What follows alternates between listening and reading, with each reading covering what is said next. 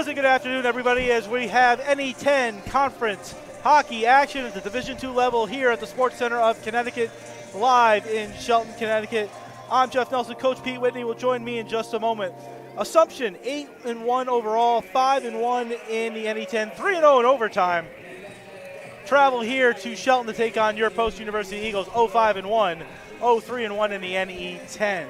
So for the Eagles, a tough start to the season, going 0-5-1, still looking for that first win of the season, 0-3-1 in conference. Coach, you were telling me off air before we started this broadcast that the days of just accepting the loss are over. The Eagles really need to win, and here they have an 8-game homestand starting tonight, 6 games in 14 days, 8 games overall, where they really need to pick up some points in the conference. Yeah, absolutely.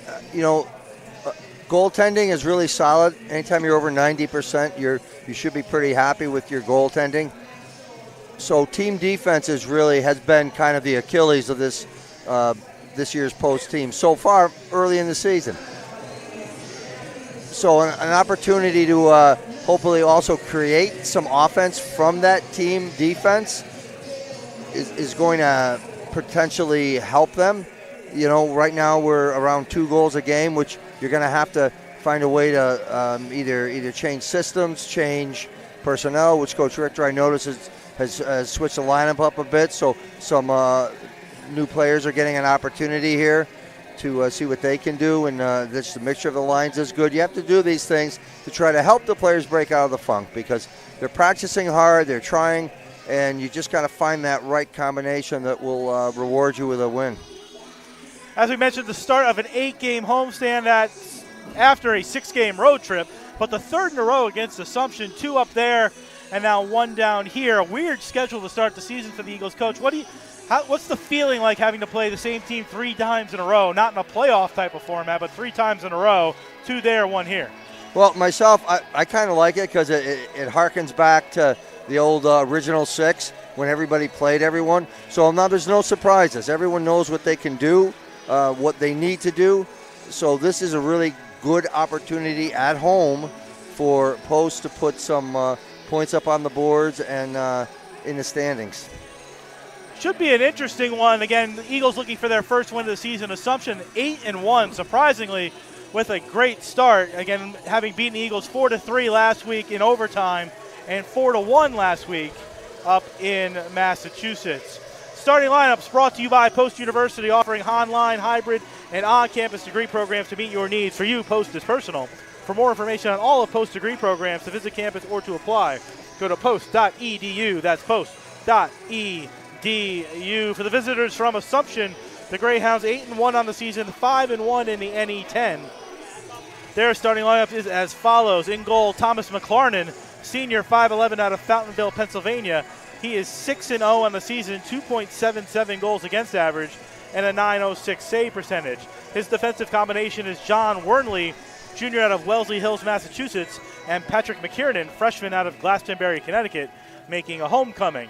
His forward unit on left wing, Jake Lavoie, sophomore out of Taunton, Massachusetts, Ronnie Paragallo, assistant captain, junior out of Huntington, New York, and Leo Piandez, freshman out of Arlington, Massachusetts. Head coach is Michael Looney. His assistant coaches are Nick Blanchette, Robert Holyoke, and Robert Roche.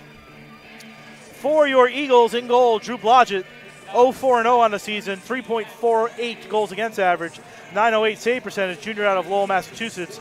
Had a solid start to the year, just hasn't had a victory yet. His defensive combination is Ryan Cardo, sophomore out of Manchester, New Hampshire, and Tanner Glassrud, junior out of DeLand, Minnesota, who has 1 point and is 6'7" coach, the largest human being in the NE10 right now. Yeah, well, that's a record in and of itself, isn't it? His forwards are Parker Norling, freshman out of Andover, Minnesota, Patrick Murphy, junior out of Londonderry, New Hampshire, and on right wing, Jacob Howell, sophomore out of Derry, New Hampshire. Head coach is Tim Richter in his second season. Andy DeAngelis and Brandon Brown are his assistant coaches. We wait for the teams to take the ice where they'll give the starting lineups live there. But Eagle fans, we want to let you know, and Eagle family, you have a question for us about your favorite Eagle teams? You want to ask the broadcast? Well, this year, we have an opportunity for you to do that. Go to posteagles.com, click on the fans section on the right-hand side, then click on Ask the Broadcast. Pick the sport you'd like to ask a question for, in this case, men's hockey. Given it's winter and winter sports and we're in try to select one of those. Coach and I, or whomever's doing that game, will hopefully be able to answer your questions as we go through the calendar season. Again, that's posteagles.com, right-hand side on the fans section, then click on Ask the Broadcast to ask us any question you'd like to know about the men's hockey program this season. I like that. That's a great addition. I love that.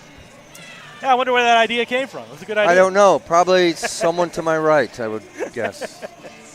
Either way, hopefully we'll get some questions during the game today. We know we've got family and friends all throughout the country and around the world listening to us this afternoon as the teams take the ice. Coach,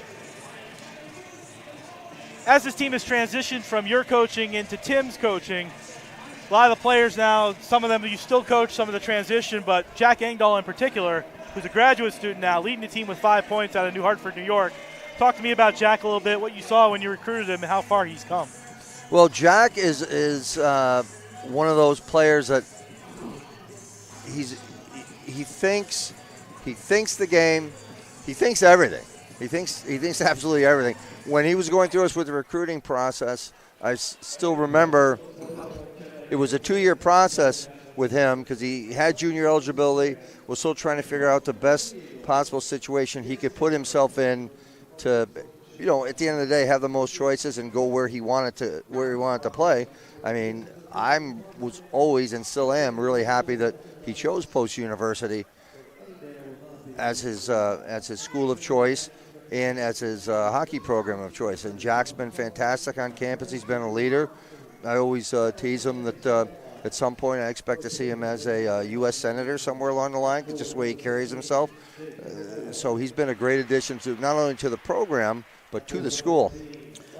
Home opener for the Eagles today after 6 games on the road. So first time for some of the freshmen to really play a game in front of their home fans here. And we're starting 1, 2, 3, 4 freshmen and a couple of transfers. Coach, what's it like playing that first home game in front of your fans? I think everybody's a little bit different. Some people get excited about it. Some people, there's a little bit of nerves. But I think there is. I think there's a certain measure of nerves, which I think is good, as long as you can channel that energy. And the excitement it's just great. The building's full. There's a youth hockey tournament going on upstairs. A bunch of those kids I see are down here watching and, dreaming, hoping someday maybe playing at the collegiate level. So it's a really great afternoon here for some hockey. Also, the Eagles' first season truly downstairs. Their locker room all set up down here. We used to be high atop upstairs. The women are more playing upstairs now. They've moved their locker room and up there while the men have moved downstairs. And should be a good game. Again, a very full crowd here for a Saturday afternoon as we will take a moment for the national anthem. We'll come right back on the other side. You're listening and watching the Post University Hockey on the NE10 Now Network and youtube.com/GoPostEagles.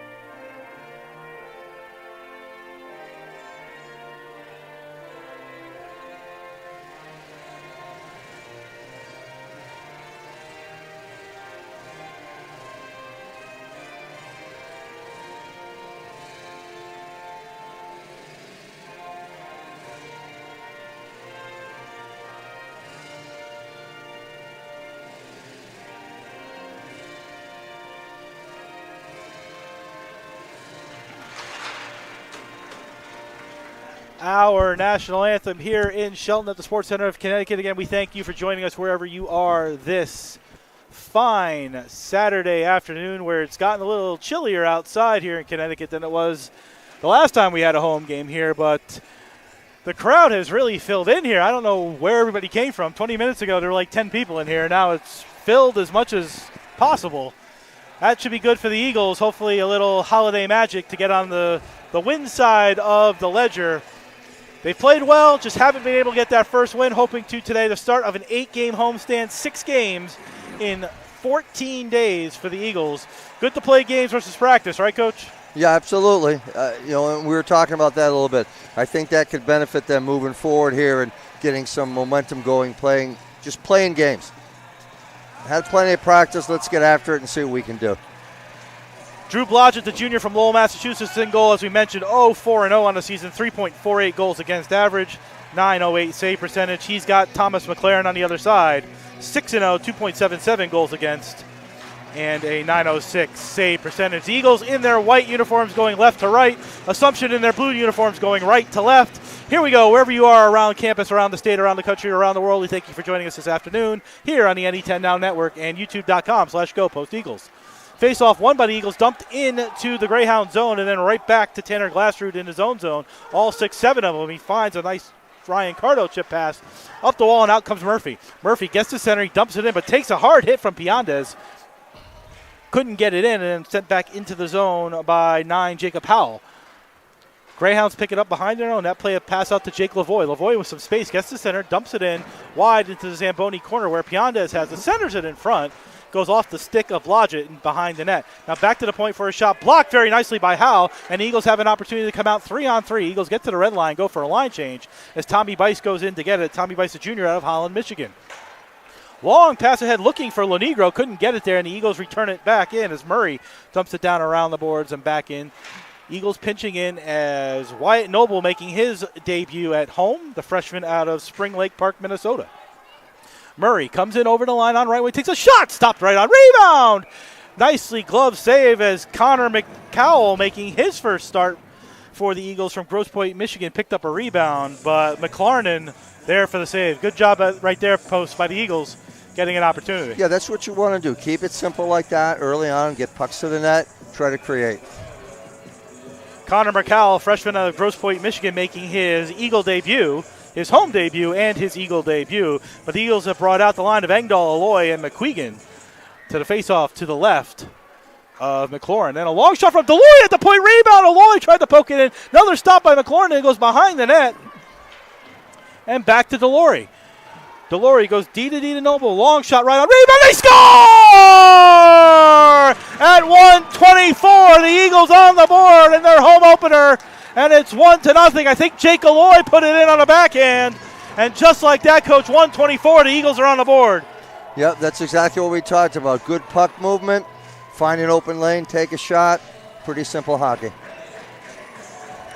For Jake Alloy, that's his second goal of the season. And at 1:24, the Eagles take a 1-0 lead. We'll get you the assist in a moment. Wyatt Noble should definitely be getting one of them. We'll see who gets the second one. There at 1:24. Nice job there by the Eagles to take an early 1-0 lead. Greyhounds dump it into the Eagle zone where Brewer, Mr. Consistency, has it. He's being checked off right now by 18 Decker, and the Eagles come away with it on the other side. It's Michael Gethings. Gets to the blue line, tries to feed a long pass to flex off a leg into the far side, near side of the Greyhound zone. Puck dumped around the board, stopped by Sullivan. Sullivan chips it back to Mosher at the Eagle defense, and he whips it right back in. Eagles pick up the point, though, and Gethings with a nice pack, closing it with a wrist shot high. Oh, a head-under shot there, taken by Harshaw. Then the puck re-centered. Eagles on fire here early going, and here come the Greyhounds out of the zone. Puck gets to the red line, dumped in around the board, stopped by Blodgett, leaves it there for Sturgeon. Sturgeon's having trouble playing with it. Gets the puck up the wing to Norling. Norling chips it out of the zone and back to center. And the puck sent back into the Greyhound zone. Gives it away, though, to the Eagle defense of Cardo, and Cardo dumps it right back in as teams go for a line change.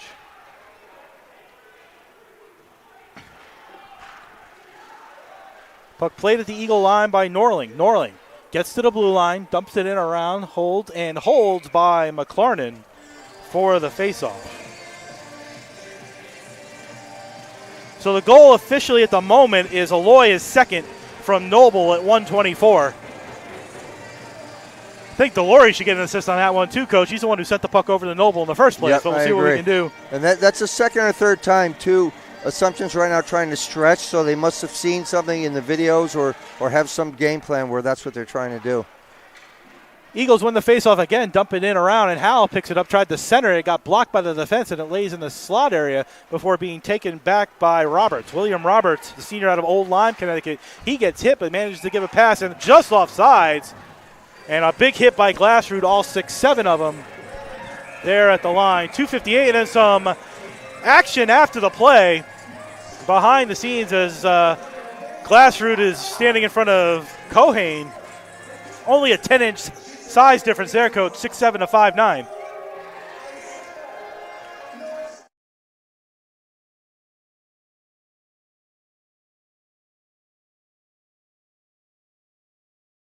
Doors are open, but only one now. So out of all that, it's Assumption power play. 2:58 gone in the first period. 1-0 Eagles.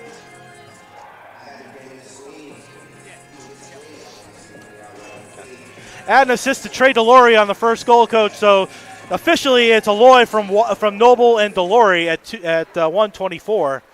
Coincidental minors for roughing Cardo and William Roberts. So we'll play 4-on-4 here, and the puck in the Eagle zone before the Greyhounds send it all the way down back into their zone. A centering pass that split the D and went all the way back. Here's Lucas Crawford behind his own net. Crawford being watched by Mosher. Gives it up to Rossetti, and it had it taken away by Gethings. Gethings walking in 2-on-1 with a shot low, and a nice right pad save there by McLarnon.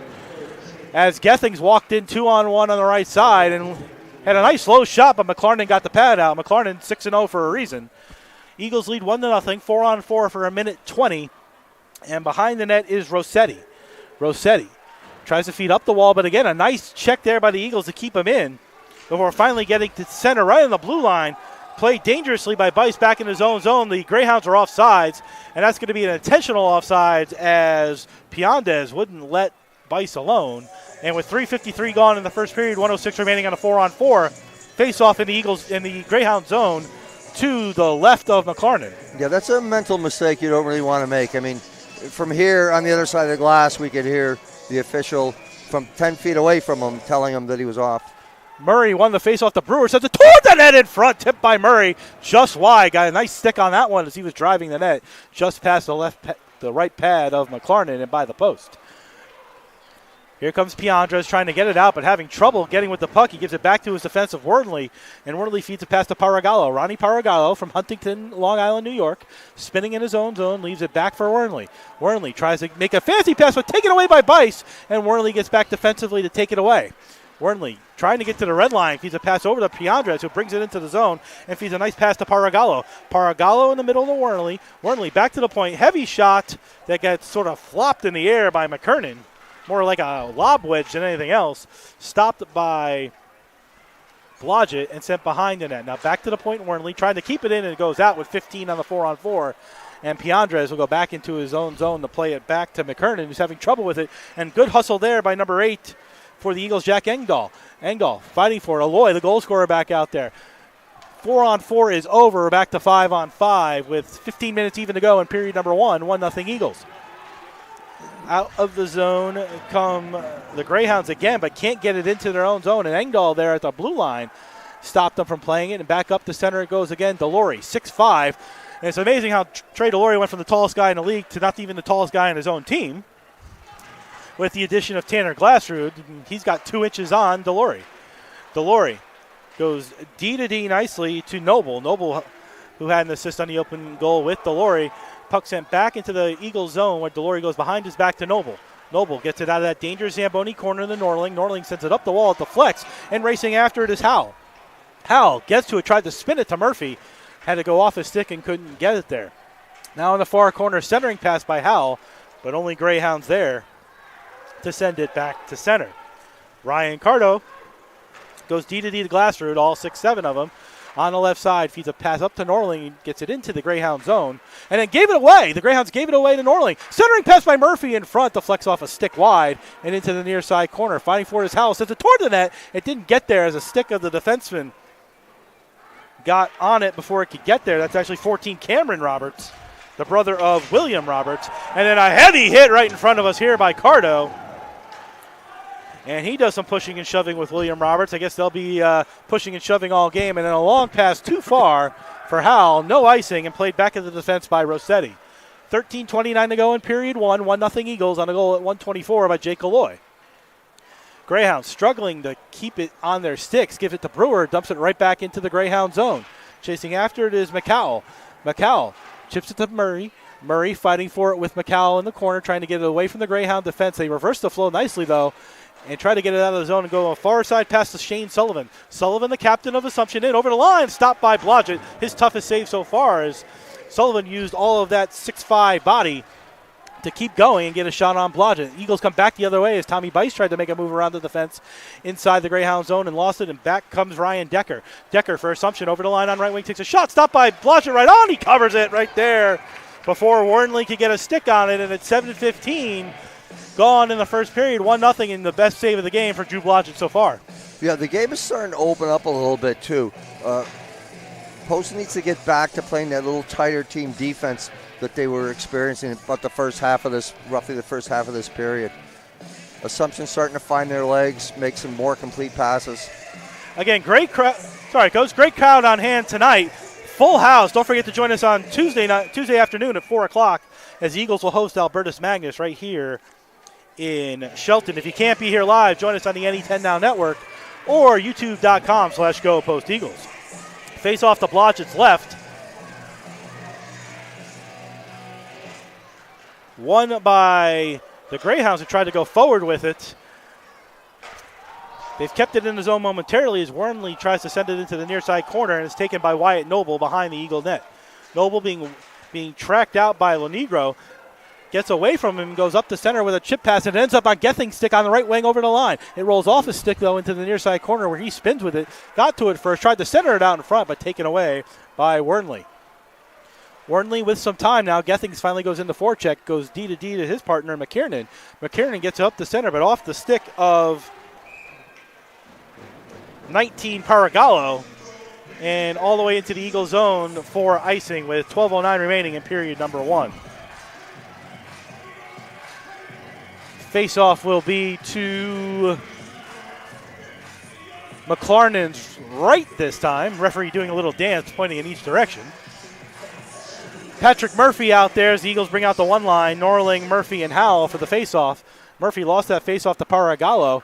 Sends it back to the point, though, where Glassroot kept it in as the Greyhounds couldn't get it out of the zone. Now Murphy spins with it, takes a shot toward the net, clipped out, rebound shot in front. Norling took it, stopped by McLarnon. McLarnon tried to catch the pop fly and ended up going off his glove right in front of Norling, and then McLarnon had to make another save. As he's been good early, only beaten on the one goal, but kept the Greyhounds in this game as the Eagles have had the benefit of the play so far in the first 8 minutes. Cardo chasing a puck on the half wall with Corliss. Sent behind the net to Howell, tries to spin it in front to Murphy, but only Greyhounds there. And up the wall to Donahue. Donahue for the Greyhounds gives a pass to Palumbo. Palumbo tries to go across the ice, but only Eagles there. And Cardo will dump it in, and the whole unit will go off on a line change, which will give the Greyhounds an opportunity to bring the puck out. Here comes 16 Lavoie. He dumps it into the Eagle zone, but again, the Eagles there. As McQuegan goes in after some of the Assumption players go for a line change. McQuegan lost it off his stick at center Aloy. Aloy makes another move on left wing. He comes in. He's the goal scorer. Walks in. Tries to get a shot off. Centered it in front of McQueen just wide. Now Engdahl to Sturgeon. Sturgeon. Pass behind the net to Aloy. It ends up on the stick of McQuegan, who tries to keep it behind the net. It bounces off the corner boards to Palumbo. 3 players over there now. It looks like 5. 3 Greyhounds and 2 Eagles. The puck squirts behind the net. Only one there, though, is Rossetti, but coming over for a big hit is McCowell, and the puck gets sent up in the air and all the way back into the Eagle zone. Eagles doing a good job keeping pressure in their zone so far. Here's Sturgeon. Sturgeon makes a move to the middle of the ice, now goes back behind his net as he's being watched by 21 Cohane. And the Eagles will start again. 10:20 to go in the first period. 1-0 Eagles on a Jake Aloy goal at 1:24.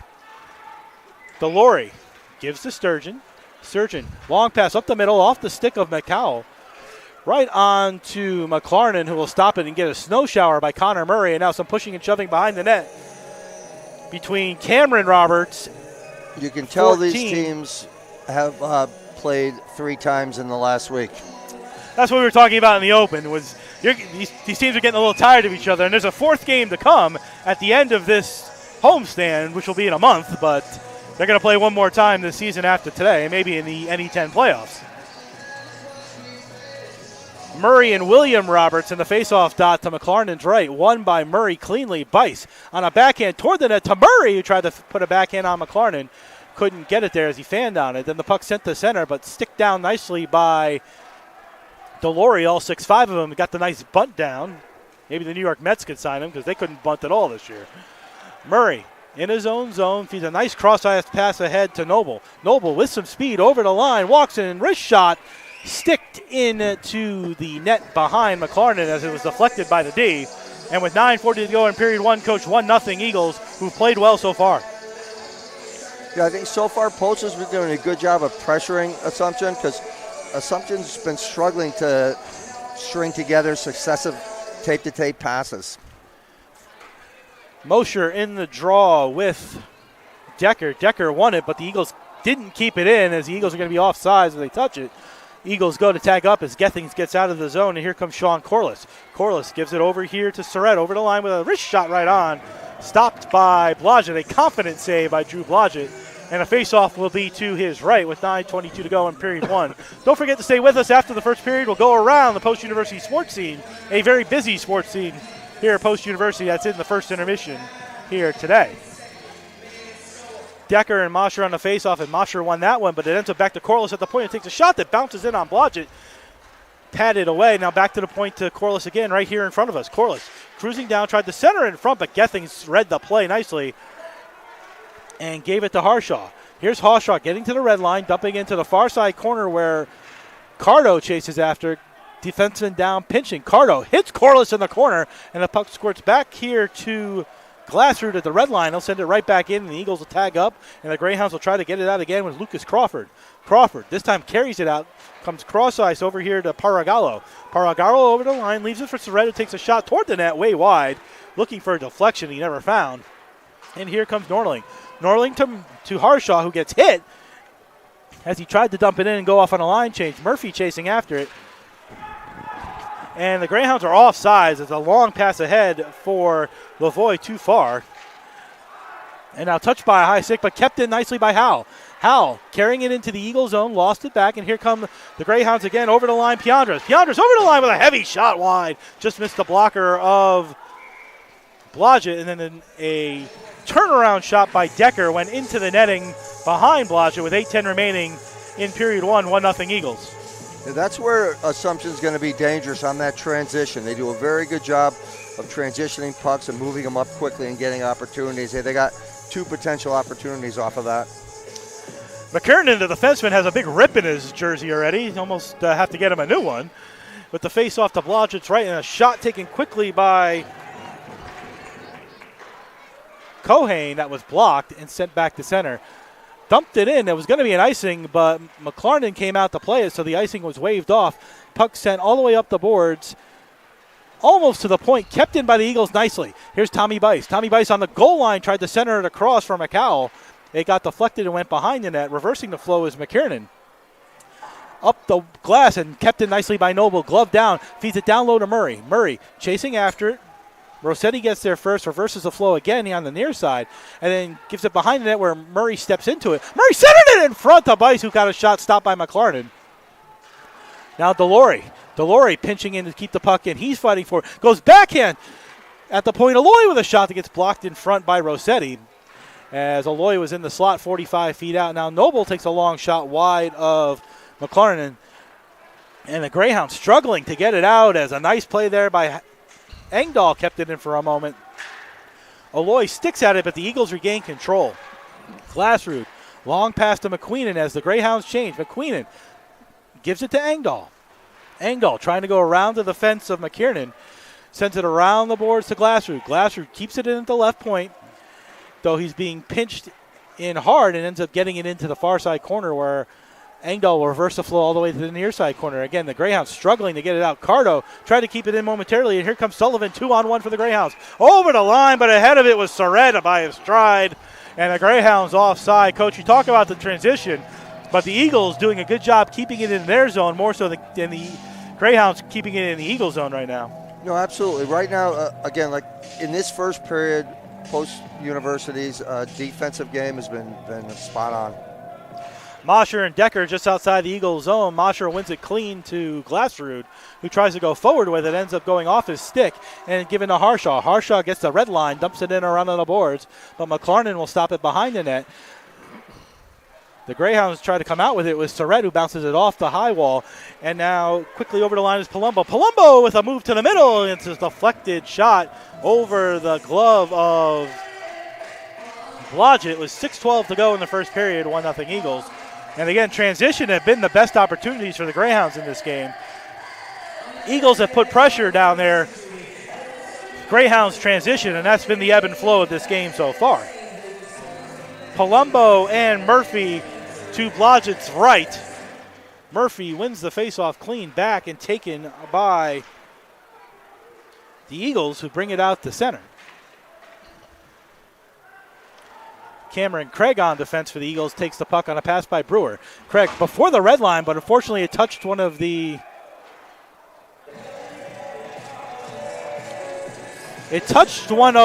Greyhounds. So it shouldn't be icing. It should be at center. And it's going to be at center. That is a my bad face-off right there. But they got it right. They got it back to center at least. Absolutely. So good job by the officials talking to each other there. As Paragallo and Murphy will face off at center. Paragallo wins it, controls it, but Murphy, nice stick job to get it over to Norling. Norling dumps it in. The Eagles go chasing again. McLaren stops it, leaves it for Corliss. Corliss sends it up the boards on a pass to Decker. Decker gets it to center, but Brewer right there at the red line sends it right back in. Cross-ice dump to McCowell. McCowell being held off by Corliss. Howell goes in fighting for it, but out come the Greyhounds with the puck. Gets to the red line and taken by Cameron Craig. Craig over the line. Nice pass looking for McCowell, but a little in front of him. McCowell gets it, sends it behind the net to Craig, who centers it in front. Shot taken by 25 feet out, stopped by McLaren, who aggressively comes out to make a save. Beautiful passing between McCowell and Craig, and McCowell had a shot from about 25 feet out. Delory sends it back in. McLaren gets his stick on it, but left it too far, and Bice goes in chasing for it. Goes off Bice's stick up the wall and played by Delory. Delory closing it with a little wrist shot, looking for a deflection. Rebound shot taken by Wyatt Noble, deflected into the corner. And again, Eagles doing simple things, simple passes, simple shots, and getting opportunities. Yeah, and again, that's what wins you games. Good defense wins you championships, wins you games. Simple plays, wins you games, wins you championships at the end of the day. Be curious to see what the shots on goal are after this period. I feel like the Eagles have been dominating in that category. Face off to McLaren's left, won by the Eagles again, and just out of the zone. Noble couldn't keep it in, but Noble goes D-to-D to Delory, and he'll send a pop fly into McLaren, who makes another save but couldn't hold the puck, and the puck squirts just out of the blue line back to center, where the Eagles will go D-to-D again. Delory behind the red line, tried to dump it back in, but instead feeds a pass to Engdahl. Engdahl had it roll off his stick. Rossetti plays it behind his own net, trying to get it out, and he does, but right back to the Eagle D again, where Noble will play it. Noble struggling, gets it to Aloy, gives it to Delory. Now Delory will come out of his own, looking for a quick pass to McQuegan. He gets it to him in over the line. McQuegan, though, had it got checked away, and back comes Wernley. Wernley trying to give it up to his forward, and taken by Glassrud with the Greyhounds on a change. He sort of skates into the change, but dumps it in for Patrick Murphy to go after. Murphy having his stick held, no penalty. Puck sent behind the Norling. Norling comes out the far side, tries to spin away from the defender, and had it taken away nicely by William Roberts, and he'll go up on Glassrud. Roberts over the line, carries into the Zamboni corner. Glassrud riding him the whole way, and he lost the puck to Howell. Howell, that's correct, 9. And then a chop of the stick on Patrick Murphy, and this should be a penalty for slashing. At 16-18, it's going to be Shane Sullivan, the captain, the graduate student at Holden, Mass. 2 minutes for slashing at 16-18. Yeah, up Eagles. Till now, both teams have been doing a pretty good job of staying out of the box and showing discipline. That was just an undisciplined play that didn't need to happen, but we'll see what Post can do to capitalize on it. Eagles 5 for 27 on the power play this season, 18.5%. That's third in the NE10. Assumption is 27 of 35 on the kill, 77.1%. That's fourth in the NE10. Eagles have the puck behind the net. It's Connor Murray. Murray back to the point to Bice. Left point. Bice hits it toward the net, deflected just wide and into the near side corner. Cardo pinching down. Gives it back to Engdahl. One-timer shot wide by Murray, who pinched up to the right point. And now Bice on left point. Gives it down to Aloy on the half-wall. Shoots it toward the net off the pads of McLarnon and back to the point to Cardo on right point. Cardo gives it over here for Murray. Sends it behind the net for Aloy. Aloy trying to get away from the check of Worley. Couldn't get it out, though, as Worley took the puck. Now behind the back pass by Bice to Murray. Murray comes in. Stopped by McLarnon. Puck still loose. And covered by McLarnon there with 2:54 to go on the man advantage. 2:54 in the period, 1:13 in the man advantage. Good start to the power play, Coach. Really good puck movement by Post on the power play so far. Just nice, crisp passes, finding a shooting lane, taking it, not overthinking it. Face off to McLarnon's right. Sort of a draw as it sort of sits in the circle area. The Greyhounds try to get it out, and they wipe it all the way down the ice. Lucas Crawford does, and the Eagles will restart. Minute to go on the man advantage. 2:40 to go in period number 1. 1-0 Eagles on a Jake Aloy goal. 1:24 into period number 1. Brewer leaves it for Norling. Norling gets out of his own zone. He gets to the red line. He makes a veer pass to Gethings, who gives it to Delory pinching in. Delory stops at the half wall. Goes behind the back, all 6'5" of them, tries to go behind the net, then tries to center it in front. It ends up on the stick of Norling. Norling takes a hit, tries to get it to Delory, but it ends up being sent all the way down the ice on a slap shot by Lucas Crawford, who picked the puck up in the slot with 30 seconds remaining on the man advantage. 2:11 to go in the first period, 1-0 Eagles. Brewer, being watched by Paragallo, goes behind his back to Delory. Delory gives it up to Norling, who gets to the red line, tries to carry it in over the line on the right side. He dumps it in and goes chasing after it. Greyhounds wipe it all the way down and around with the defense changing Delory and Cardo. Cardo wasn't at the far point, and it goes out to center and back into the Eagle zone. 5 seconds remaining on the Eagle man advantage, where they're about to go 0 for 1, and they do as Brewer takes it in the zone. Power play over. Brewer gets to the red line, goes high in the air, puck bouncing towards McLarnon, and then sent back to center. Ice getting a little choppy as we get toward the end of the period, and the puck sent around the boards into the Eagle zone, where Glassrud plays it behind his net for Cardo. But then a nice play there, backhand in front by Sullivan, who went between his legs nicely. Got a backhand on Blodgett, didn't get a lot on it though, or it might have been more dangerous.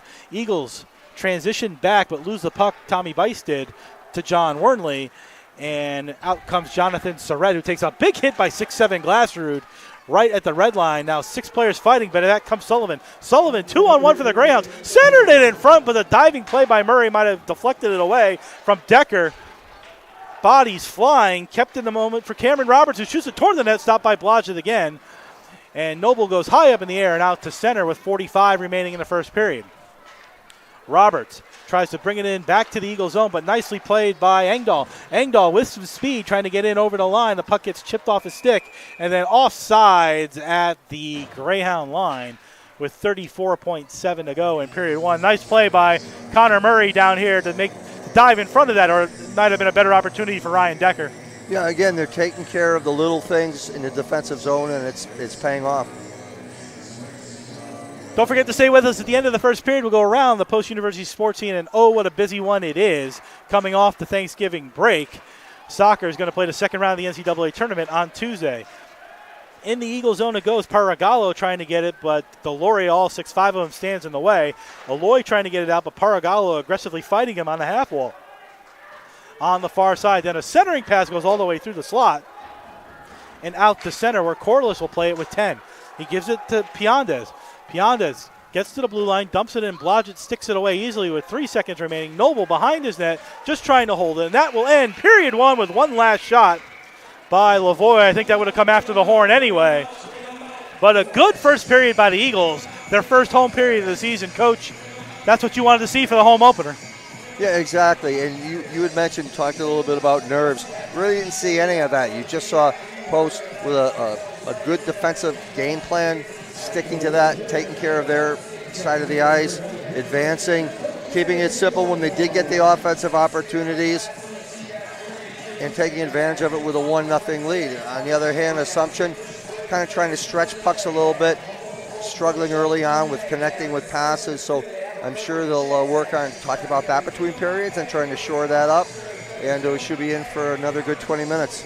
Shots on goal 16-9 for Post after one. We'll be back in 2 minutes to do our first period around the Post University sports scene, and we'll come back with Coach for a recap later on at the end of the first period. You're listening and watching the Post University Hockey on the NE10 Now Network and youtube.com/GoPostEagles.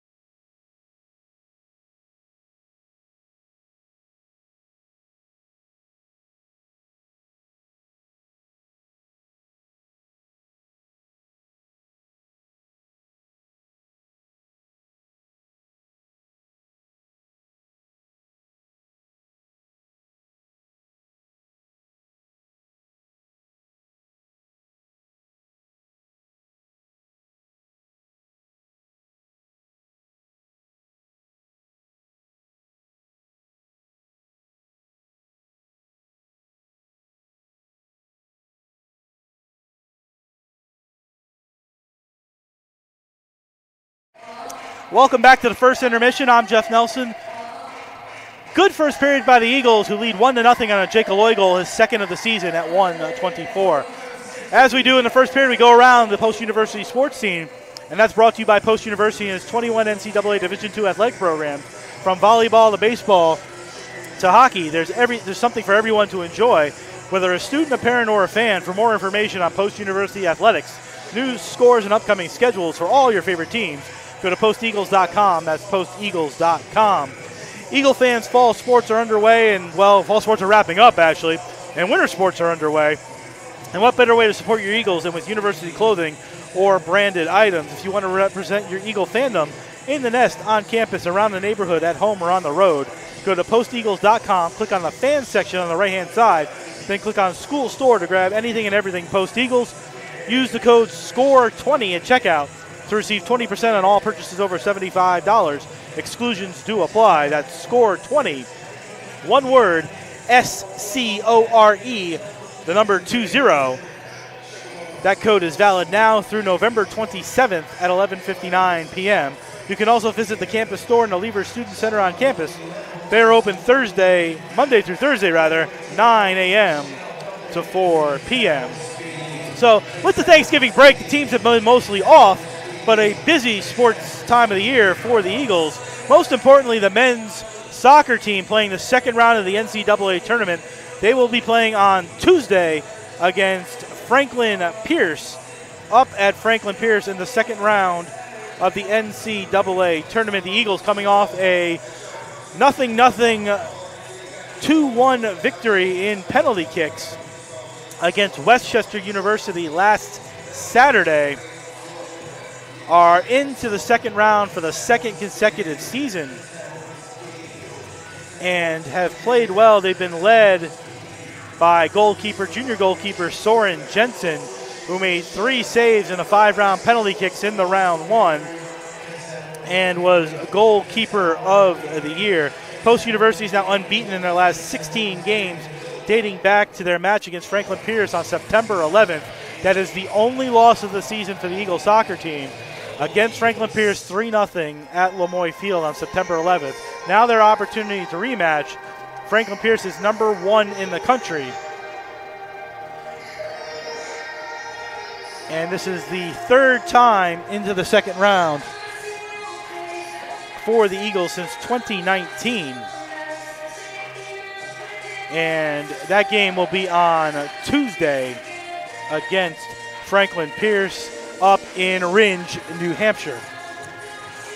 The all-district teams were announced for the academics on the soccer side. 3 honorees on the men's side.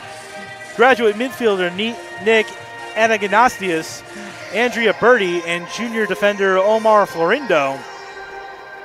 Junior goalkeeper Soren Jensen, sophomore forward Aritu Riate, and senior defender Felix Nassin make it for the men's side. For the women's side, Kayla Agostinelli, Tassia Ferreira, Elisa Heb, defender Zoe Meyer, senior midfielder Kaylee Siriani, and senior defender Bianca Stiles. Round out the academic all-district for the soccer programs.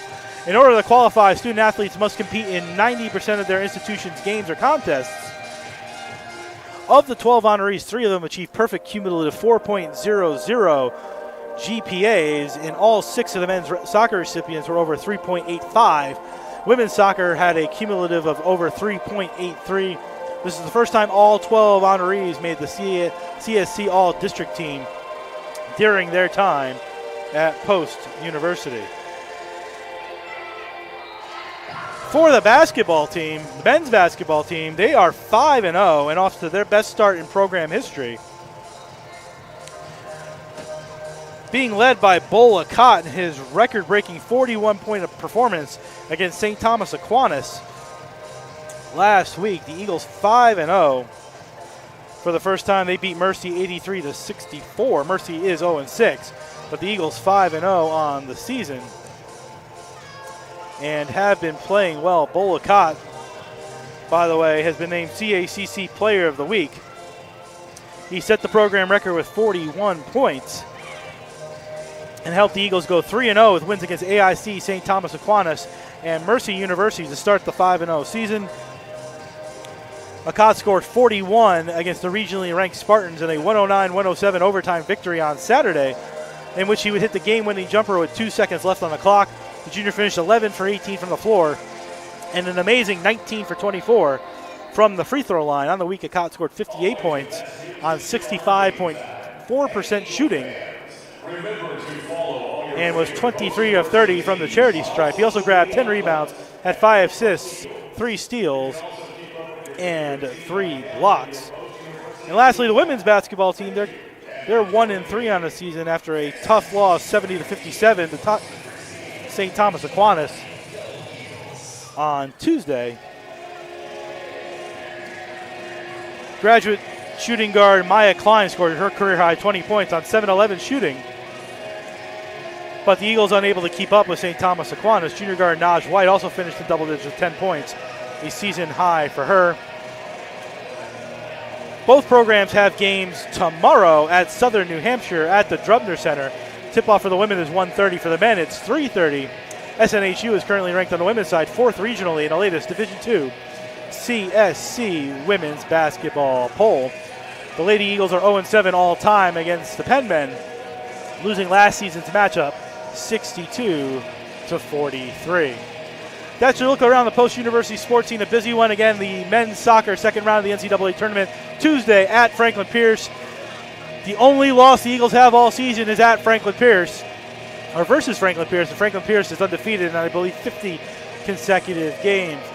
Intermission is brought to you by Post University and its 21 NCAA Division II athletic programs, from volleyball to baseball to hockey. There's something for everyone to enjoy with a student, a parent, or a fan. For more information on Post University athletics, news, scores, and upcoming schedules for all your favorite teams, please go to posteagles.com. That's posteagles.com. We'll be back in 2 minutes with a recap of the first period. You're listening and watching the Post University Hockey on the NE10 Now Network and youtube.com/GoPostEagles.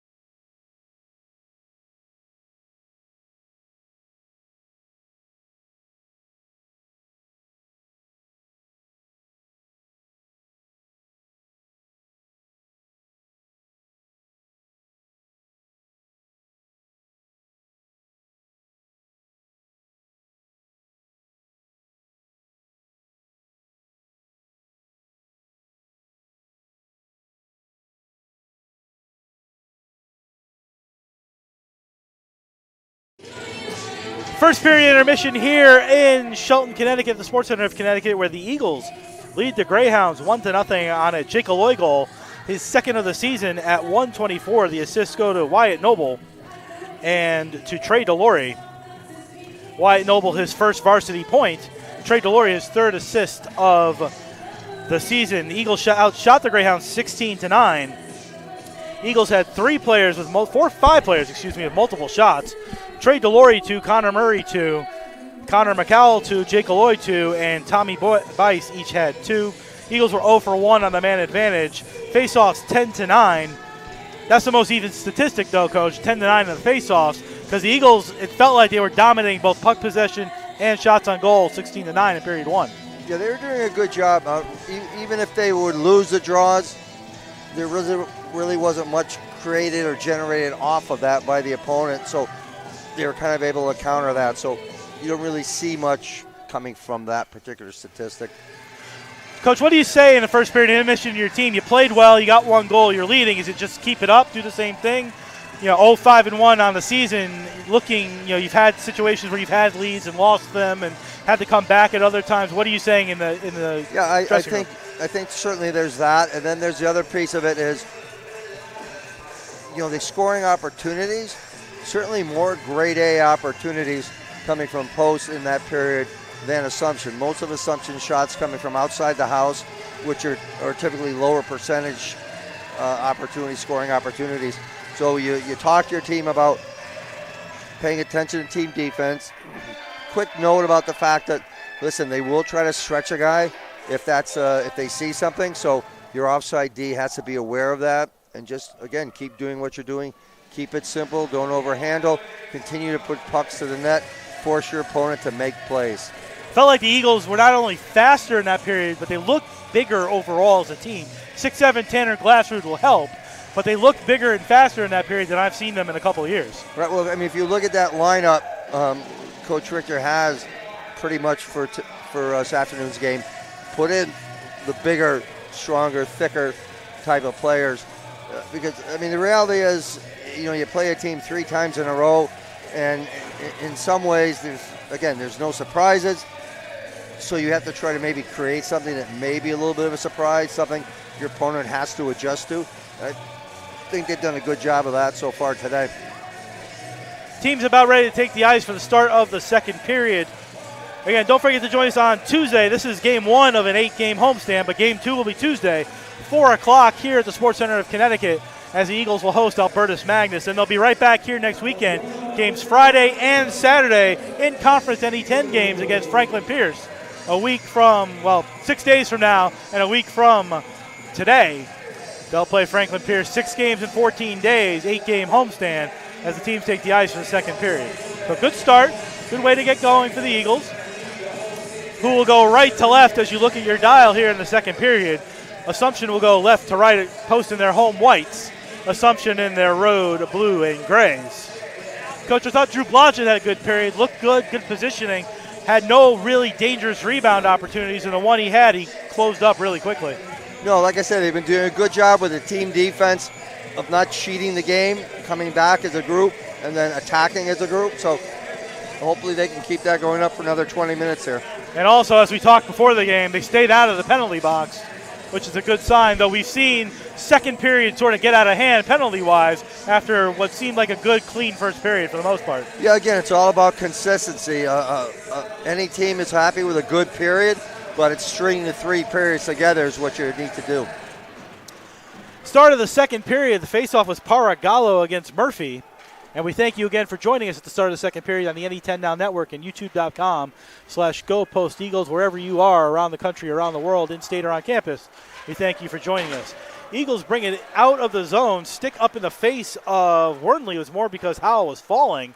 And the Eagles keep it in the Greyhound zone right now over in that dangerous Zamboni quarter. Not as dangerous as upstairs, but dangerous nonetheless, as Norling fighting for it against 3 Greyhounds. And Murphy comes in to help, and Murphy tries to spin away with it, and he gives it to Norling. Norling tries to give it back to Murphy. A lot of just chopping at the puck and body movement now as Murphy and Norling are in there. 2-on-3, but the puck squirts free to Piandres, who feeds a nice backhand pass to Paragallo, and then back out to center where the Eagles retain possession. Cardo dumps it back into the Greyhound zone. Wernley tries to reverse the flow, but good heavy play there by McCowell. His stick is being held and then taken out of his hands. No penalty there as McKernan just held McCowell's stick and threw it to the ground. Here's Paragallo over the line. Tries to feed a chip pass between 3 Eagles. No chance. And McCowell will come out the other side with it on the near side. With a long pass up in the air, that was a bad pass as Sullivan got in the way with it. Just over the line, though, and offside.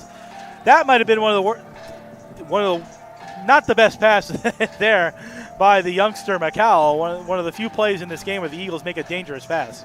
Yeah, you could see, here and there when you are just getting going, you get a little wrapped up in things, and you just got to find a way to settle yourself down.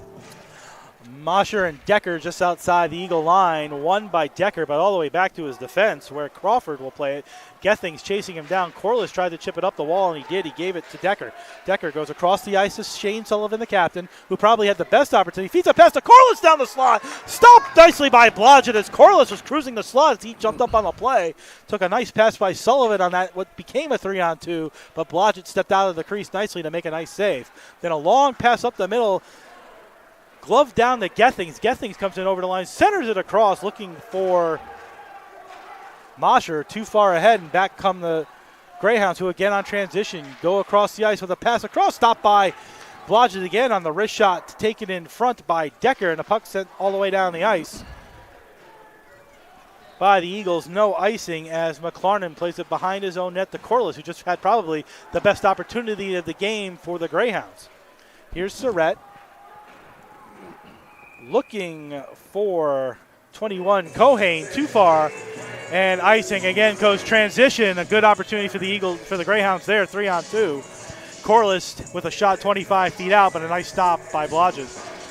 Yeah, Drew's had to come up. He had to be on his game a little bit here early on in the period, so we have to watch for that for sure. William Roberts and Jack Engdahl in the faceoff to McLarnon's right. Won cleanly by William Roberts, the senior out of Old Lyme, Connecticut. Roberts tries to get it out, can do it, kept in nicely by Sturgeon. He took a shot that went wide into the Zamboni corner and sent all the way down, and then wrapped back around over here for Cohane. Cohane had it chopped off his stick by McQueenan. McQueenan takes a push into the boards, but Aloy goes behind the net where Corliss takes a stick, and then the Greyhounds reverse the flow to Cohane, who tries to get it out and finally does, and this should be an icing as he sent it nowhere near anybody. And behind the net it goes, that's an icing. Touched by Nick Brewer, the graduate out of Traverse City, Michigan. Face-off to McLarnon's right, 2:48 gone in period number 2, 1-0 Eagles on a first period goal by Jake Aloy. Murphy and Roberts again. Roberts wins it again. Sent up the wall, kept in by Glasser, who takes an elbow in the face, and then a check on Murphy on the wall, a bad angle shot by Howell. That goes high and wide. Kept in by Cardo, sent a shot toward the net into the near side corner, again wide the net. And then a heavy hit by Murphy on Cohane, but the puck squirts out the center where Glassrud plays it, all 6-7 of them. And the puck sent back into the Eagle zone where Cardo will regroup. Greyhounds on a line change. Cardo goes to Glassrud, up the wall to Howell, tips it on the other side of the red line. That's going to be icing. 3:21 gone in period 2. Just on the wrong side of the red line for that one, Coach. Otherwise, not an icing there. Yeah, again, they just don't seem in sync right now as far as making the plays that they need to make and kind of eliminating those mental errors. Murphy and Paragallo in the face-off, and won by Murphy, but a chop shot taken by Lavoie, and then a paw to the face of Lavoie as the puck squirts to the near side board, and then taken toward the net as Glassrud fell down. And the puck sent all the way down the ice for another icing. Somehow Glassrud hit the ice right in front as Lavoie got in his way. Lavoie 5'9" out of Taunton, Mass. The sophomore hit Glassrud. Glassrud went down, and the puck sent all the way down the ice with 3:35 gone in period number 2, and a face-off to Blodgett's left. Paragallo and Murphy again. Won by Paragallo, goes forward with it, centered it out in front. But they couldn't get a stick on it, and the Eagles are able to come out of the zone. It's Cardo. Cardo tries to chip it up to Murphy, but instead Cardo brings it into the zone, takes the body, but loses it to Piandres. And now a long pass too far for Paragallo. But one board to Blodgett, and then it's given away in front to Paragallo, and he scores. At 3:57, a long pass from the Eagle blue line that took a carom on to Blodgett. He tried to get rid of it. It gave it away right to Paragallo, and he ripped it by Blodgett at 3:57 for the unassisted goal for Paragallo, his 6th of the season, and it's 1-1. Coach? Yeah, that's certainly one that I'm sure Drew would like back. That's probably a puck he wants to take, melt in, just freeze it for a face-off. But team's moving and team's going. He's trying to get some transition, create some defense or from offense from his defensive end of things. Unassisted goal for Ronnie Paragallo, the junior out of Huntington, New York, and one of the assistant captains. His 6th of the season at 3:57. Paragallo's 22nd career collegiate goal. Now here come the Eagles over the line. It's Connor Murray. Murray with a bad angle shot, deflected nicely by Cameron Roberts, who didn't let him get the full aspect of the shot. Now Glassrud toward the net wide, looking for a deflection more than a shot. Kept in momentarily by McCowell and then sent back to center where Noble will wipe it back in. Game tied 1-1. Paragallo is 6 at 3:57, unassisted. Out comes Donahue. Donahue with a chip pass ahead to Lemensky over the line. He takes a shot. Rebound left wide open for a shot was Palumbo, and Blodgett made another save. And we talked about it at the beginning of the period. Blodgett had done a good job controlling his rebounds, and then one goes into the net, and that one was very dangerous there for Palumbo. Got to keep those rebounds close to home. Yeah, and again, head's got to be on a swivel. You got to find that guy. The puck doesn't go in by itself. You've got to be able to mark up and pick up players. Mosher and Decker in a face-off, won by Mosher. Comes over here for Gethings, who sends it to center where Sullivan gloves it down, sends it back into the Eagle zone. Surratt somehow went for a long slide in the middle of center ice. Must have fallen, and dangerously left the middle comes Brewer, but he gets it out of the zone over the line to Harshaw. Harshaw goes behind his net to Mosher. Goes behind his back to Mosher. And Surratt gives it out of the zone with a nice pass to McKiernan. McKiernan over the line, trying to go around the D of Craig. Craig does a nice job of pushing him into the near side corner, and Gethings comes out with it with a pass up ahead to Mosher. He couldn't get around the defensive Surratt, and the puck is played at center ice with the Greyhounds taking control. Here's William Roberts, who tried to go forward, then spun around at his own blue line and feeds a long pass to Sullivan, and will stick it into the Eagle zone as multiple players go off on a line change. Brewer faked going around the boards and came back the other way with it. He's being held trying to get out, gives it to McQueenan, though. McQueenan lost it to the Greyhound D, and Craig's back in his own zone to play it, but couldn't get it out. Puck pushed into the near side corner, the far side corner of the Eagle zone, where Engdahl will spin with it, gets puck caught in the skates of his defender, and kept in by Rossetti. Rossetti sends it toward the corner where it was gloved down, and a shot towards Blodgett stopped and pushed behind the net. Puck will squirt out of the zone finally on a play by Aloy. Aloy takes a nice pass by McQueen. He goes around the defense. Aloy toward the net. The Eagle goal scorer tried to center it in front, but instead hit the back of the net. And it popped free on the near side boards right here for 21 Cohane. Cohane sends it to Glassrud of the Eagles, who sends it back into the Greyhound zone where they'll play it D-to-D and out to center. William Roberts dumps it into the Eagle zone. They go off on a line change to the Greyhounds, and Glassrud will play behind the net, being watched by Lavoie, who goes in after Glassrud, and that takes some guts, all 6-7 of them. But back come the Eagles over the line. Howell trying to send it to the net with Norling streaking. Instead, the puck sent around the boards over here on the near side, where Piandres tries to chip it past Glassrud and couldn't do it. Puck then sent behind the net. Pinching in is Cardo. He lost the pinch. Norling trying to keep it in, but here come the Greyhounds in transition. Over the line, Paragallo to Piandres, who takes a shot that's blocked by Glassrud in front. No chance of getting through him. And sent back to center. Lavoie gives to Paragallo, tries to get ahead of steam, and he does. He carries it in on the right side, then dumps it in before getting checked, goes around the boards all the way to the far side, and then back to center, and this is going to be an icing as Cardo ripped it all the way down the ice. With 7:26 gone in period 2, 1-1.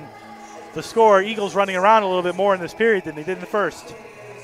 Yeah, you've kind of settled into that, what I call the second period malaise, where things are just kind of going back and forth, a little bit of a tennis match with no one really taking charge.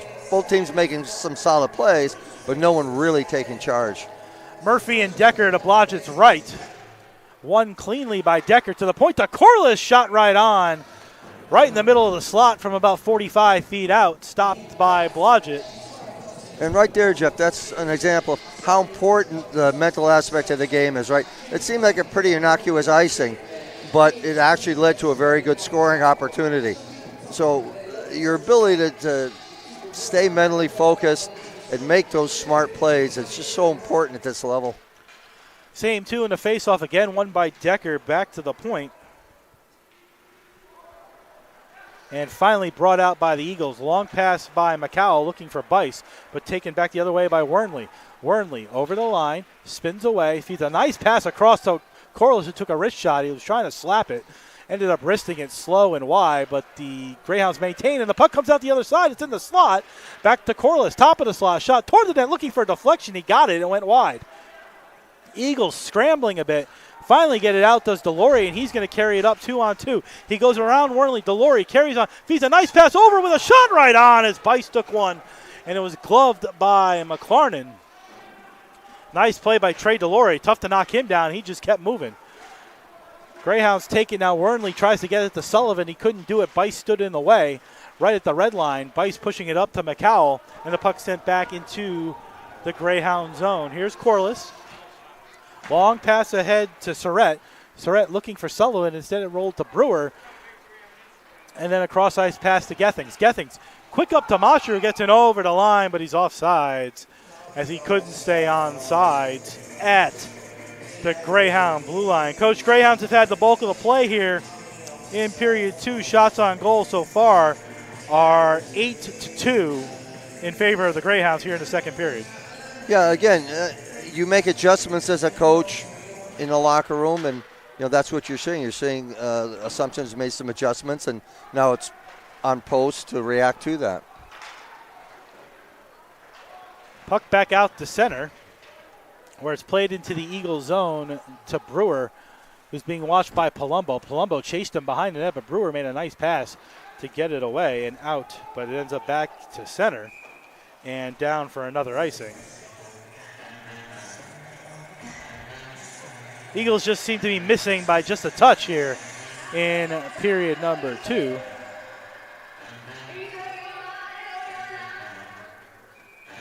Face off to Blodgett's left between Paragallo and I think that's Aloy. No, it's Mosher, 17.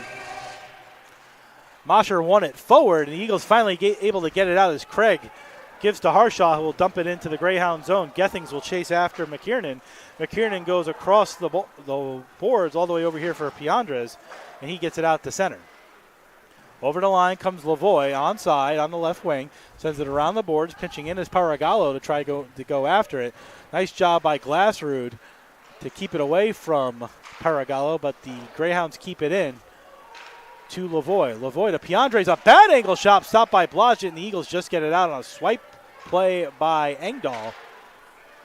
And back in comes Piandres. Piandres gets around Glassrud, going toward the net. Heavy play, stopped on a nice save there by Blodgett, who got the left pad out. Piandres went right to the middle. He got around Glassrud. And then a whistle behind the play. Is there a penalty? Or a net off its moorings, actually. But Piandres, an aggressive move to the net and a nice stop by Blodgett. Yeah. That was just such a good job. Drew read it, knew that he was going to go cross crease with it, just held on, was able to get the toe out there. Piandres not able to lift that puck, but a nice job to get his left pad on it was Blodgett. Eagles win the faceoff. McQuegan sends it into the zone. He gets it in the Zamboni quarter, tries to spin away from Rossetti. McQuegan 1-on-3 down there, looking for help. Engdahl finally gets down there to help out. Engdahl comes away with it. Engdahl in the Zamboni quarter, spins with it, gets knocked down by O'Brien. First time we said his name today. Norling comes out the other side. Norling with a quick turnaround shot over the net and out of the zone as it rimmed all the way around. Noble gives to Norling right at the blue line, but the Greyhounds keep it in. Pinch it back to Noble, who'll go D to D to Cardo. Cardo tries to escape the aggressive defense and pinching of the Greyhounds here in period number 2. And with 9:20 to go in the second period, the Eagles will regroup behind their own net. It's Noble again to Cardo. Cardo, long pass to Howe, rolls off his stick to Rossetti. Rossetti tried to give a pass to Sullivan, ends up on the stick of Surratt, and the puck dumped all the way down. Decker, far side in the Eagle zone, spins with it, comes up top of the circle. Now in the slot area, goes towards it with a wrist shot, stopped right on. Eagles didn't put a lot of pressure on Decker. He had a shot from about 30 feet out. Blodgett came out to make that save, but a dangerous shot by Decker. Right, you're starting to see, shot-wise, right, the scales are tipping a little bit, but so far Post doing a good job of staying even keel. Mosher and Decker in the draw again to Blodgett's right, won by Decker again cleanly. Greyhounds have been really good in the faceoff dot. Corliss with a pass in the middle of the slot. Nice stop there on Surratt from 15 feet out as he spun around after a pass by Corliss, and the puck sent back to center. Greyhounds dominating play over the last 5 minutes. Sturgeon, D to Delory. Nice outcome the Eagles as Mosher gets to the red line. Cross dump into the Zamboni corner. Chasing after it is Gethings. Corliss gets there first. Harshaw fighting with Gethings, 2-on-3 again in that corner. Pitching down is Delory. He makes a fancy move, gives the pass to Gethings. Gethings back to the point to Mosher on right point. He takes a shot toward the net. In front, backhand, Harshaw robbed. Harshaw picks up another puck. Tried to center in front and played back to center. That was the Eagles' best chance. Harshaw had a wide open net, but McLarnon get over there with the right pad to make the save. He tried to recenter, and the puck went out to center. Now here's Sullivan over the line on right wing. He feeds it back to Surratt. Surratt, far dot, shot, stopped by Blodgett, who aggressively comes out to the rim of the far circle to make the save, and here come the Eagles again. Over the line comes McCowell, and he's offsides, and I don't know if that's offsides. We were right there. I thought he might have been onside, but 7:47 to go in the second period. Coach, good opportunity down here by Mosher. Nice save by McLarnon. Yeah, it was a good setup. Found a nice little soft area, just unable to elevate the puck. Trey Delory, nice play pitching down, too. He's the one who set that up. One thing about the Eagle D this year, almost on every defensive setup, you're going to have somebody who's over 6'5". Over the line comes Palumbo with a shot wide. It got deflected off the leg of Brewer. And now Connor Murray spins behind his own net, being watched by Palumbo. Craig has it. Craig goes across the ice dangerously to Bice. Bice feeds a nice pass up to Murray, who could have a break over the line. Murray, as the Greyhound defense gets back, sends it down the boards to Bice. Bice centered it in front, and McLarnon makes the cover, and McCowell gets taken down to the ice by Cohane. Yeah, just a good hockey play all the way around. 7:18 remaining in the second period, 1-1. Eagles have had a couple opportunities in the last minute or so, but the Greyhounds have dominated play for the most part in the second period. Yeah, again, you're seeing, right, a team that's used to winning and able to just pick it up and put their foot on the gas a little bit. So Post has to react to that and push back harder. Engdahl and Paragallo in the face-off to McLarnon's left, won by the Eagles. The puck squirts free from in front of the net by McQuegan. And then a bad pass in front to Aloy. Took a one-timer from 25 feet out. Stopped by McLarnon as the Greyhounds gave it away. The Eagles keep it in as Glassrud sends it high on the glass up behind McLarnon. And the Eagle forecheckers fighting for it. Piandez tries to get to it. He gets it out of the zone, and Glassrud sends it right back in as the Eagles tag up, and McQuegan chases after it. McQuegan gives it to Engdahl. Engdahl goes behind his back, but nobody there but Greyhounds. And O'Brien sends it up the wall to Piandez, who wasn't expecting it. Paragallo there tries to keep it going, but Aloy got in the way, and now it's pinned right at the red line as center ice with the officials telling him to move it. Aloy gets it. Gives it to McQuegan, who dumps it in off the Zamboni corner, and everybody goes for a line change. All five Eagles do, and a long pass to Piandre right at the Eagle blue line. Leaves it for Paragallo, takes a bad angle shot, gloved by Blodgett, with Glassrud and 16 Lavoie right in front of Blodgett. And those two have been battling all game, Glassrud and Lavoie.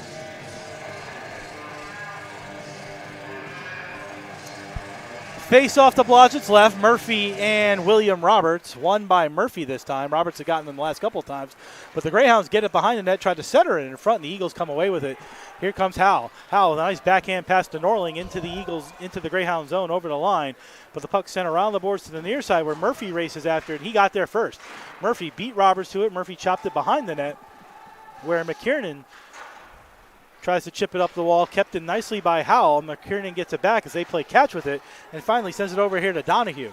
Donahue makes a fancy move around Murphy at the line, brings it in over the line, but the Eagle defense steps up nicely to get the puck out of the zone. Howell chases after it. Howell on Corliss chops it away to McLarnon right on. And then a 1-on-2 rough behind the net as Corliss and McKiernan pushing on Howell. Howell had every right to chop at that puck as McLarnon didn't have it in his glove yet. But a lot of pushing and shoving behind the play. Might want to get some coincidental minors here. Let's see what happens. Yeah, we'll see if they call, who they call. Although if you give 1-1, shouldn't it be 2-on-1 considering it was a 2-on-1 back there? Yeah, maybe. Let's see. Doesn't look like anything. No. Although the two officials are standing right here. I here. like that. It's they're just letting the boys play and sort it out. And one of the officials is named Vito, so maybe he vetoed the play. Maybe. I've been waiting all game for that one. You think he vetoed the situation? Is that what you're telling me? I've been waiting all game. All right. Mosher and Decker in the He's probably draw. never heard that. There you go. Not by us, at least. No. Here's Harshaw. Nice chip pass up ahead to Mosher, who gives to Gether, who shot it wide on right wing. Kept it nicely by Harshaw, but then squirted out to center, where Mosher will play it. Right at the red line, a bad dump in, and Wernley fed it into the Eagle zone, where Surratt had it roll off his stick on the defense coming back to play, and then a long shot from the point by Wernley, sticked aside by Blodgett. Mosher plays it behind his own net, gives it over on the far side to Harshaw, who's got some space. He goes high up in the air on a cross ice, try to pass to Gethings, but gloved down by Crawford, who makes a fancy play away from Gethings and out of the zone. Off the glove of Sullivan on the pass, taken away by Harshaw again. Harshaw over here for Gethings. It rolls off his stick into the zone. No icing call. The Greyhounds looking for it, and Mosher has it in the near side corner. With space, tries to center it, goes behind the net to Gethings, who comes out with a bad angle shot that couldn't control it in, but they blow the whistle. Oh! Referee blew his whistle very quickly as McLarnon didn't have it. Gethings took the shot and it went in behind McLarnon, but the whistle blew with 4:30 remaining in the second period, and nobody seems happy with that, Coach. No, that's a tough one. I mean, it really is a situation where the rule is when you lose sight, you blow your whistle, but that was kind of like the perfect storm right there. It does happen. Bad break for the Eagles, break for the Greyhounds, and the face-off to McLarnon's left between Palumbo and Murray. Won by Murray nicely to Tommy Bice, who comes over here for Brewer. Brewer takes a shot toward the net wide, looking for a deflection on Murray, and back to McCowell. McCowell to Craig sends a shot toward the net, deflected high in the air off the body part of Cameron Roberts, and out come the Greyhounds as Cohen gets hit by Brewer, loses the puck to McCowell in the Eagles zone, and the Eagles will regroup. Craig, D-to-D to Brewer, but too far off his stick, and Palumbo picked it up. Palumbo, a little fire plug, sends it toward the net, swallowed whole by Blodgett with 4:02 to go in the second period. Game tied at 1. Not to jinx ourselves, Coach, but not a lot of penalties in this game. None in the second period so far. No, and that's a big adjustment in a positive way for Post, who has had some issues so far this season with perhaps taking too many penalties. So play 5-on-5. That's your best chance to win. Good crowd on hand, and we thank you for joining us here at the Sports Center of Connecticut today. Nice crowd. Come on out Tuesday, 4 o'clock, as the Eagles host Albertus Magnus. In over the line comes McQuegan. He gets checked off hard nicely by, was that Palumbo? 14, excuse me, not 44, Cameron Roberts. Puck goes behind the net, squirts in front. Shot by McQuegan right on. Stopped by McLarnon, who got the right pad on it. Squirts into the slot, back to Delory. Delory goes around the defense of Paragallo. Takes a bad angle shot into the skate. Centered in front. It's scored free again, but here comes Piandres on a breakaway from the red line in. Walking in, Piandres on the left wing sends a nice pass in front, and they score. Beautiful setup. It's Ryan Decker at 16:34. As Piandres had a breakaway from the red line in.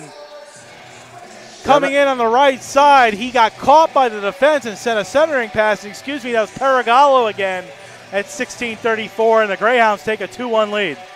Yeah, that's unfortunate. I swear you'd like to see a little more awareness from your forward, because when your defenseman joins the play like that to keep things going, which he did a great job of, you need to have that side offensive player, that forward, come back and cover for that spot, which did not happen. Created the 2-on-1. Nice look by Piandres, as he's the one who centered that puck across. Paragallo's second of the game, 7th of the season.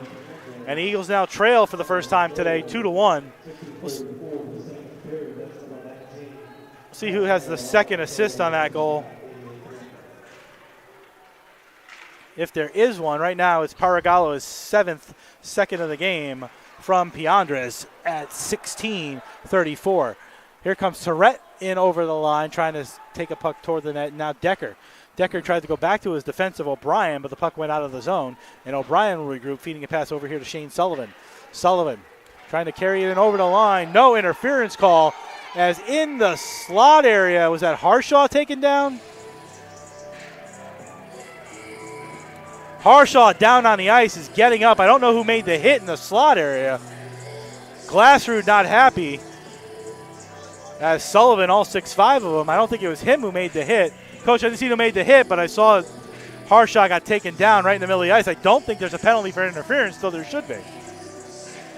Yeah, I didn't see exactly, but I would say that we just stirred the coals of the fire here a little bit.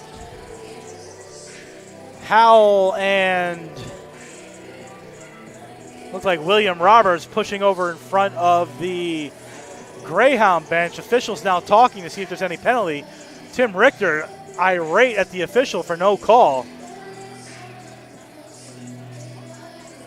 I've watched enough hockey to know when somebody falls and gets hit like that, that should be an interference penalty. Well, for sure. And I mean, the reality is you do have 4 officials that, while the linesman cannot make a call, they certainly do have the authority and the ability to go up to the official, to the referee, and say, hey, I saw X or Y. But apparently that didn't happen with any of the 4. So we play on, it looks like. Yeah, not saying anything intentional or dangerous happened. I don't think there was an elbow, but definitely an interference penalty when somebody's there and you hit him from the side like that. That's going to be a penalty typically, but not today, as the faceoff will be to Blodgett's left between William Roberts and Murphy. Roberts won it clean and a shot taken right on by Donahue. Stopped by Blodgett and the puck sent all the way. Tipped. Howell goes in after it in the Greyhound zone. He took a bad angle shot with momentum, and that just went high and wide. And now more pushing and shoving. Referees are going to have to call something to get everything in a handle, and here they go again as Howell and this time Wernley and Murphy and William Roberts going after it. Now Howell again. Eagles don't want to take a bad penalty. They're trailing 2-1, but you don't want to take a bad penalty here. Right. I mean, when you're down 2-1 and the game is turning the other way, you can't let your emotions get the best of you. That's where you have to dig down, try to find a way to be even keel, and just compete. And I think what I just said happened is Howell's going to get 2. Is it just going to be 1, or is it going to be 1 each?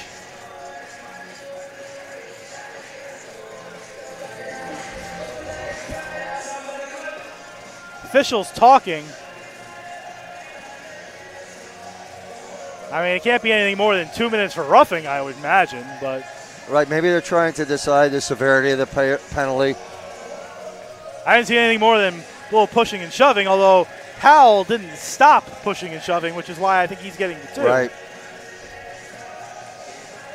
But I don't know if they're going to give coincidental minors. Let's see. I mean, I didn't see anything dangerous unless I totally missed something.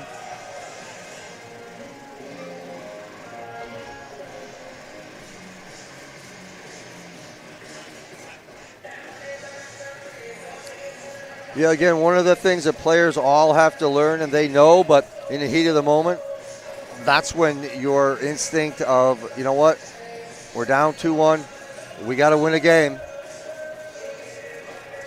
We're fine as far as sticking up for our teammates. That wasn't really the situation there. So you just got to be smarter. Let's see. So it looks like it's still 5-on-5. They give him a 10-minute misconduct.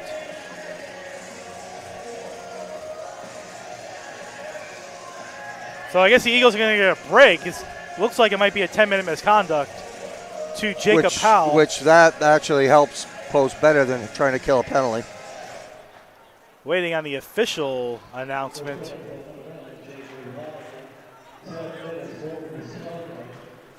Ten-minute misconduct to Jacob Powell.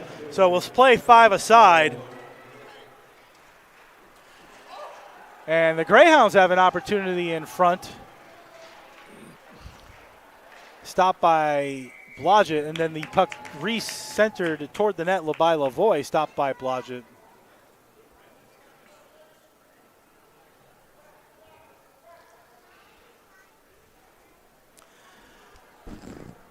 Didn't miss the announcement, although for the moment they're marking it as a 10-minute misconduct for roughing. I didn't really know they had a 10-minute misconduct for roughing, but well, say Levy. Well, maybe they potentially thought it was a 2-minute for roughing, and then they had that discussion. They might have just adjusted it. Let's just give them 10.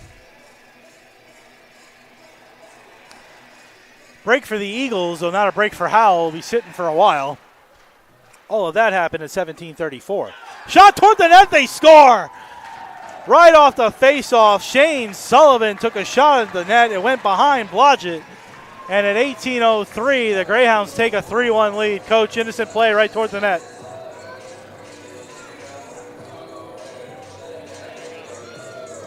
For Sullivan, his 3rd of the year.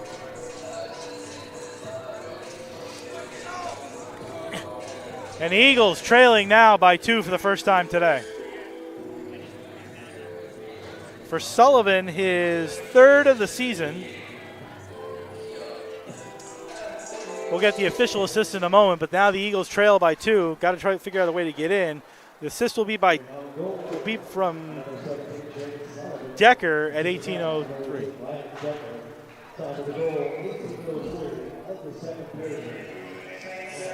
Sullivan is 3rd from Decker at 18:03.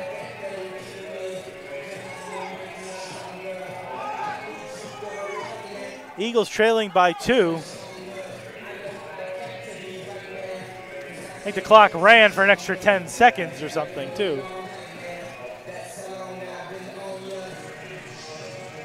But as good as the Eagles have played in the first, coach, is as bad as they played in the second. Couple of opportunities, but the Greyhounds have dominated puck possession and shots. Well, similar to the last time they played, what happened actually in the 3rd period? Brewer checked as he dumped it in. No penalty called there. Yeah, that was pretty much hands to the face. Brewer plays it in his own zone with 1:20 to go in the second period. 3-1 Greyhounds as they've scored 3 unanswered in this period. Aloy tries to get it out of the zone. He does to McQuegan, who had it chopped off his stick to Palumbo. Palumbo with a nice cross-ice pass to Lemansky, who sends it down around the boards behind the net, where Brewer will play it. Then Palumbo gets back there behind the net as well, and here's Brewer on the other side. Brewer up the wall from McQuegan, still can't get it out as Corliss pinched to McQuegan on the ground.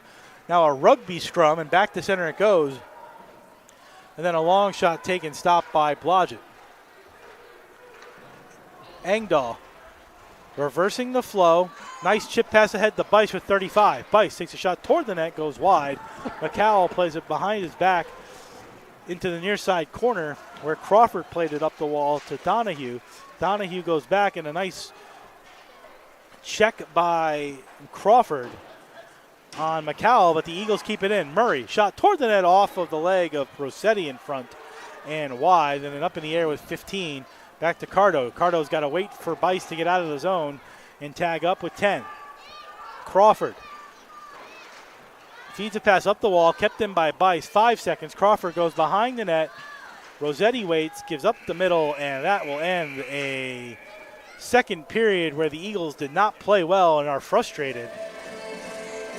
They gave up 3 unanswered goals, coach, and they trail 3-1. They've been in this position 5 times already this season. So what do you say as you go into the locker room after that good first period and the bad second?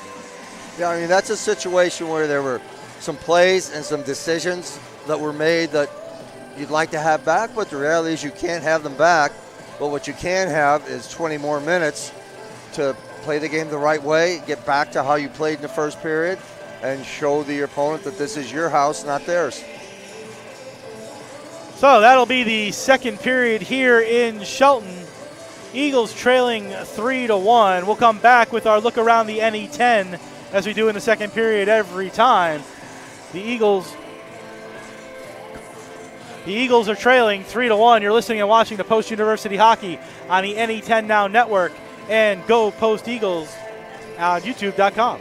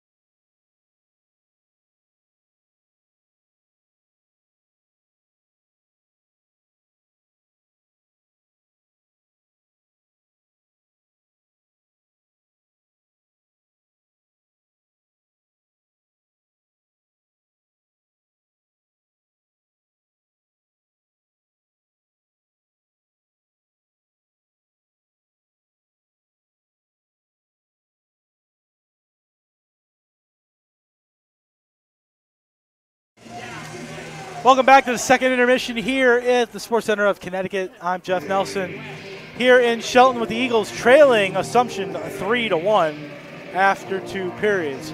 As we do look around the NE10 here in the second intermission, is brought to you by Post University, ranked by U.S. News and World Report as having the best online graduate business programs and best online veterans graduate business programs for 2023. For you, Post is personal. For more information on all of Post's degree programs, to visit campus or to apply, go to post.edu. That's post.edu. Eagle fans, winter sports are underway, and what better way to support your Eagles than with university clothing or branded items? If you want to represent your Eagle fandom in the nest, on campus, around the neighborhood, at home, or on the road, go to posteagles.com, click on the fans section on the right-hand side, then click on School Store to grab anything and everything Post Eagles. Use the code SCORE20 at checkout to receive 20% on all purchases over $75. Exclusions do apply. That code is SCORE20, one word, SCORE, the number 2 and the number 0. That code is valid now through November 27th at 11:59 p.m. You can also visit the campus store in the Lever Student Center on campus. They're open Monday to Thursday, 9 a.m. to 4 p.m.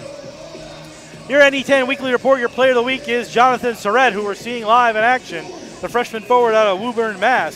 Surratt has continued to have a very impactful rookie campaign. The freshman winger tallied 3 goals and 2 assists as Assumption completed the weekend sweep of the Eagles on Friday night. That's last Friday night. He logged a pair of goals and an assist, including the game-winning goal in overtime to give the Greyhounds a 4-3 win. He carried the momentum into Saturday's contest with a goal and an assist on the year. Surratt has scored in every game, earning 9 goals and 12 points. NE10 goaltender of the week is Franklin Pierce's Jeremy Connor. We'll see him next weekend. Connor came into the game on Friday night in relief. He gave up 1 goal on 18 shots. He then started the game against Southern New Hampshire on Saturday with a 39-save shutout, his first of his career. He made 57 saves in total with a .983 save percentage. Rookie of the week is somehow not Jonathan Surratt because he's the freshman, but Rookie of the week is Ben Baxter from St. Michael's, a freshman out of Hyannis, Massachusetts. Baxter scored a game-winning goal and added an assist in a 2-0 weekend at St. Anselm. In a 4-3 overtime win on Friday, Baxter assisted on the tying strike late in the first period. He then tallied the winner at 3:30 into the third period of a 3-2 victory on Saturday, while also going +1. NE10 honor roll, Clement Labillois, the freshman goalie from Assumption out of Quebec.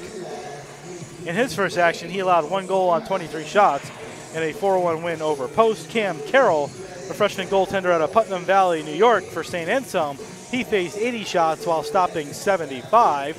John Kippenham, the graduate student defenseman out of Hibbing, Minnesota for Franklin Pierce, he blocked 2 shots and was a +4 on the weekend. He blocked 6 shots and had an assist on the primary goal.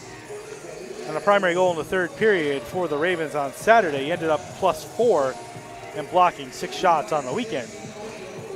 Zach Taylor, a senior out of Hanover, Massachusetts from St. Michael's. He scored 3 times while winning 60% of his faceoffs and blocking 4 shots in a 2-0 weekend for St. A's. On Friday, Taylor struck with a tying goal with 4:12 left in regulation before potting the winner 2:36 in overtime for a 4-3 victory. Marshall Murphy, who also seems like he's been in the league forever, the senior goalie out of Little Canada, Minnesota, playing for St. Michael's. He posted a 2.45 goals against average and a .906 save campaign during a 2-0 weekend for St. A's. He had 48 saves on the weekend, 25 on Friday, and 23 on Saturday. Anthony Marchant from Southern New Hampshire, the freshman from Norwood, Mass, had a pair of assists, including one in the win over Franklin Pierce last Friday. And rounding out the NE10 honor roll for week number 4, Kurt Watson from Southern New Hampshire, the sophomore out of London, Ontario.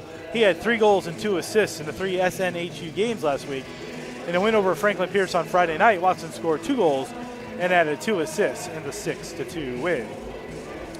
NE10 standings, again, and you somehow need to be a mathematician to understand them. Assumption leads the way with 12 points. They're 5-1 in the conference, 3-0 in overtime, so 3 points for a win, 2 points for an overtime win, 1 point for an overtime loss. They're 8-1 overall. St. Michael's has 12 points as well. They're 5-1 in conference. They're also 3-0 in overtime and 7-2 overall. Franklin Pierce has 9 points. They're 3-3 in conference. No overtime games, 5-4 overall. St. A's is 7 points. They're in 4th place, 1-4-1 overall. 0-3 in overtime and 1-7-1 overall. Southern New Hampshire has 4 points. They're 1-3 in conference, 0-2 in overtime, 3-4 overall. And your Eagles have 2 points, 0-3-1, 0-1 in overtime, and are 0-5-1 overall. Eagles have 1 point, excuse me. Offensive leaders, Jonathan Surratt leads the way with 12 points on the season. He also leads with 9 goals through this point in the season. Ryan Decker, who has an assist in this game, leads with 8 on the assist side. This is the only game in the NE10 tonight on Thanksgiving weekend. Everything gets back up to speed starting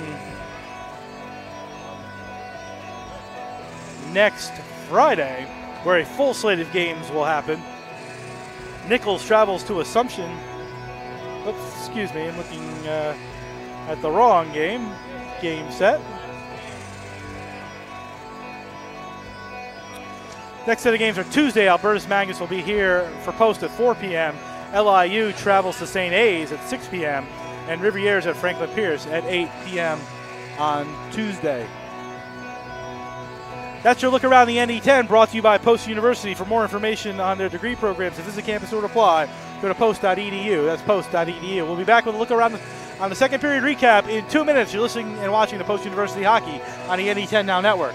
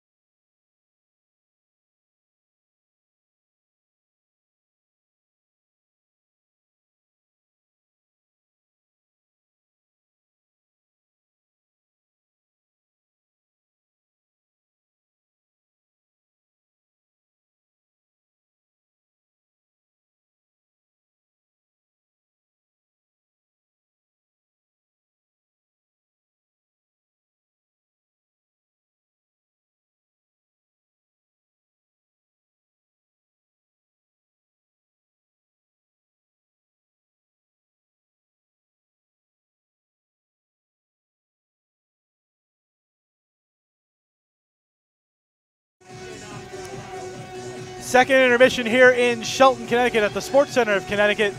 Jeff Nelson, Coach Pete Whitney with you on the broadcast here on the NE10 Now Network and youtube.com/GoPostEagles. Shots on goal in the second period for Assumption 20, a two-period total of 29. For the Eagles 9, a two-period total of 25. Face-offs, Assumption dominated as well, 16-10 in the second period, 26-19 overall. And it says it all, the domination of the period, 3 goals in that period for the Greyhounds. 2 by Ronnie Paragallo, his 6th of the season at .357, was unassisted. His 7th of the season, second of the game, was from Leo Piandres at 16:34. And 1 minute and 27 seconds later, Shane Sullivan, the graduate student from Holden, Mass., got his 3rd of the season from Ryan Decker, the NE10 leader in assists, at 18:03. And that's where we stand, Coach, 3-1 after 2 periods. There's no 2-point goal, so the Eagles have to figure out a way to get back on the board one at a time and not try to give the Greyhounds too many breakaways or breakouts. Right. I mean, really what you're looking at is, and this is where the ice make, the reset, refocus between periods, you have to rely on that as a group. As a team, you have to sit together and you have to say, this is what we're going to do. We're going to be composed. We're going to play the game. Because now you do have your opponent on the edge just kind of looking for that. So if you can find a way to just hold your own with your composure, maybe get yourself a power play here and there, pop one, now we got a different game. I would say these first 5 minutes are big for the Eagles. Even if they can't get a goal, just to establish some zone play and get some shots toward the net, get an opportunity, like you said, maybe find a power play. But these first 5 minutes, I feel, for this team are going to be big. Yeah, I've always found the first 5 and the last 5 of every period are probably the most important because of statistically what can happen, positive or negative, within that time frame. Greyhounds got all 3 of their goals, 1 in the first 5 and 2 in the last 5. So says a lot as the teams get ready to take the ice for the start of the third period. Again, as a reminder, this is the first of 8 straight home games for the Eagles. They play 6 in 14 days. They play again on Tuesday, hosting Albertus Magnus here at 4 p.m. Join us, Coach and myself, on the NE10 Now Network and GoPostEagles.com, at GoPostEagles at YouTube.com. We'll be back again with you next weekend as well, Friday 4 p.m. and Saturday 1 p.m. as the Eagles host the Ravens of Franklin Pierce in NE10 action. Eagle fans and Eagle family, do you have a question about your favorite Eagle teams? Do you have a question about tonight's game, an upcoming game, something you want to know? We're sending this out to you because we want you guys to send us questions. Ask the broadcast. Go to posteagles.com, go to the fans section, pick men's ice hockey, and ask the broadcast a question. Wherever you are on campus, in state, around the country, around the world, ask us a question. Ask the broadcast. We'll hopefully have some questions in time for Tuesday's game, and we'll answer them in time. We got an 8-game homestand, so a lot of time to ask and answer questions from our loyal fan base out there in NE10 now and YouTube.com world. No, I like that. I think it'll be great. Has that kicked in yet, or is this our we're gonna inaugural? Give it until Tuesday. We'll give everybody. All right, Tuesday. so this is kind of our inaugural introduction to that, I guess. Yeah, we got to make sure the equipment works first. Well, yes, I hear that. I don't hear you, but I hear that. Always fun. Teams have taken the ice. Eagles wearing their white, going left to right as we start the third period. Greyhounds in their blue, going right to left as you look at your dial. Murphy and Paragallo in the face-off dot. Big first 5 minutes for the Eagles, trailing 3-1 here in their home opener here this afternoon. Greyhounds win the face-off. Somehow I feel like it's gotten darker in here, and I'm not sure why. Maybe outside it's gotten darker. The puck sent into the Eagle zone. It's Cardo reversing the flow. Over here for Bice. Bice up in the air, and if there wasn't a net, that puck would have hit me in the face. So 22 seconds into the third period. Face-off in the Eagle zone to Blodgett's right.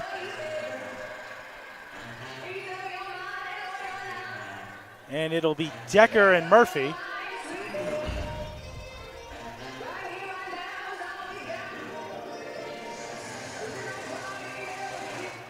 Murphy wins the faceoff after the referee linesman held it for a while, And Cardo tried to give it to Norling, but it's sent right back into the Eagle zone and stopped by Glassrud. Kicked it into the corner, then plays it behind the net. Glassrud being watched by Surrett. Right now the NE10 leader in goals. Puck sent up to the red line where Bice falls down. The puck goes high in the air. That puck would have hit the roof upstairs last year. Now we have a higher roof. Volleyball, that's playable. Post-university volleyball, that's playable in our gym. Very true. Puck sent down in behind the net. Murphy goes in after it with Gethings. Murphy fighting for it with Gethings. Sent back to the point, but then out of the zone as Surrett feeds a pass up to Wernley. Wernley over the line, carrying it in, keeps going into the corner. Opposing number 4, Wyatt Noble, plays it into the corner. Tries to reverse it out and then give it away, but the Eagles fortunately get the bounce right back.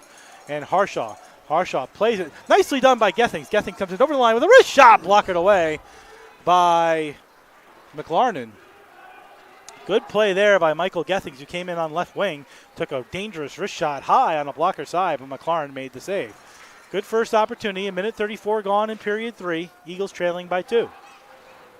Delory pushes Lonegro into the corner. First time we've said his name in a while. Over here for Donahue. And then a nice play by Noble to kick it, but it goes back to the point to Corliss.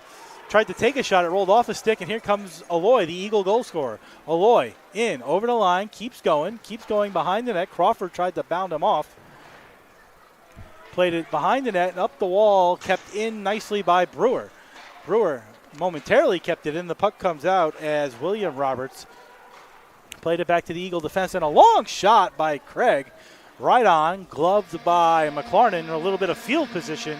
2:11 into period 3. Coach Eagles is getting a little bit of field position there, just moving the puck and getting a face-off in their zone, the Greyhound zone. Yeah, but to your point, that first 5 minutes, when you're down 3-1, you got to get it going. You don't really have time to wait. Murray on the draw with Palumbo. Murray wins the draw, centered it in front, goes off of McLarnon into the slot area, taken back by McCowell, sends it back around the boards. Nice hit by Murray behind the net as the Eagles now putting a little bit of pressure, but the puck comes out to Palumbo up on right wing. He tries to go around Brewer. He pushes the puck around into the Zamboni quarter. He goes in after. Brewer stick high. Got to be careful. Scores free on a backhand in front. Dangerous rebound left by Blodgett, but made the right pad save and then taken back again. Centered it in front to Palumbo was Lemansky. A little bit too far, but Palumbo chased it down. Here's Cohane behind the net. He lost it, now got it back as Murray overskated it. Murray with a second chance to get away from Cohane goes up in the air and back to center with 3 minutes gone in the third period. Corliss, long pass to Cohane. He'll go off on a line change and he'll dump it in. And Glassford will go behind his own net with it, being watched by Paragallo. Long pass by Cardo, too far for Aloy, played by Piandres. Piandres checked off nicely by Glassford. Glassford will now go after the puck. Cardo chases after it, and the Eagles have a 3-on-2 down below. And Aloy comes away with it, dangerously passed it into the skates of McQuegan. And then a long shot taken from the point by Wormley off ahead and into the Zamboni corner, played by Engdahl. Engdahl looking for the streaking McQuegan, too far. And then the puck sent back in from center, gloved by Blodgett for the whistle. And the Greyhounds get some field position with 3:32 gone in period number 3. What you're starting to see so far, too, Jeff, is you're seeing Assumption begin to really concentrate on playing the D side of the puck as well, knowing the post is going to press a little bit. So Decker and Mosher in a face-off to Blodgett's right, won by the Greyhounds. Shot taken from the point right on. That was Cameron Roberts. And Blodgett made the save there. Harshaw trying to get it out, being checked by Ryan Decker. The puck squirts free to Sullivan, who cruises in the slot. Nice pass to Decker, who had a wide open net, but it rolled off his stick as he fanned on the shot. On a nice setup there by Sullivan, returning the favor as Decker set up Sullivan for the goal in the second period. Glassford gives to Gethings, looking for Harshaw, but checked off before he can make the pass, and back to Sullivan, all 6-5 of them in the Assumption zone. He turns, gets to the red line, sends it in, gloved by Blodgett, who will get the whistle with 4:06 gone in period number 3. And I think you're going to see a lot of that right now. I think you're going to see Assumption just content to control, dump punks in, not take chances, take what they're given, but be happy with face-offs in the post zone. Paragallo and Murphy, won by Paragallo, back to the point to Corliss, who takes a shot that gets stopped in front, never gets to Blodgett. It actually rolled on the stick of Lavoie, and the Eagles come up with it finally. Here's Bice at center. He dumps it in, goes off the stick of McLarnon, and the Eagles try to forecheck, but the Greyhounds get it right back out the center to Delory. Delory goes D to D nicely to Noble. Noble whips it right back in, though, into the Greyhound zone, where McLarnon leaves it again. Murphy lays a hit on Corliss, and the puck came free, and a nice little move there by O'Brien. Sorry, that was Piandres, 88, not 8. And here comes McKiernan. McKiernan dumps it in. Noble brings it up the near side boards, and offsides were the Greyhounds, with 4:53 to gone in period 3, 3-1, and here we are at the first 5 minutes, Coach, and kind of an even third period more so than anything else. Right, even play, but again, when you're down 3-1, you can't be satisfied with even play, right? You got to just find a way to push their buttons, get some pucks to the net, create opportunities. Engdahl in the draw with William Roberts. He tried to go forward with it, a la Nico Grolman, but couldn't do it. Puck goes back to the point to Craig, who took a shot that deflected. That was a good opportunity right there. Didn't mean to talk over you. That was a good opportunity. With Aloy in front, trying to deflect it, a shot toward the net. The Eagles looking for as many of those, and now Eagles fighting to keep it in. Nice play by Engdahl. McQuegan's got it. Got to wait for Engdahl to get back on side, and the puck sent down around. Cameron pinching in. Does a nice job on Lonegro to get the puck to squirt away to Wormley. Wormley, though, feeds a beautiful pass to Donahue and gets it out of the zone. Fan pass at center goes back to the Greyhound defense, and they'll chip it into the Eagle zone with 5:30 gone in the third period. Eagles trailing 3-1. Engdahl runs into Brewer, tries to get away from his own man and Donahue at the same time, and he finally gets it out and up to the red line. Dumps it down. On behind the net goes McCowell. McCowell gets checked off by Wormley. Puck fed up the wall to the half wall to the point and out the center, where it goes by Cardo back into the Eagle zone with 6 minutes gone in period 3. 3-1 Greyhounds. Palumbo, who's been all over the ice tonight, no points, but a credit to Palumbo. He's chasing everybody. And here comes Bice. Bice with a nice pass to McCowell. 1-on-2 in over the line on right wing. McCowell looks for Bice. Fed it into the slot area. It rolled off of Bice's skate into the near side corner.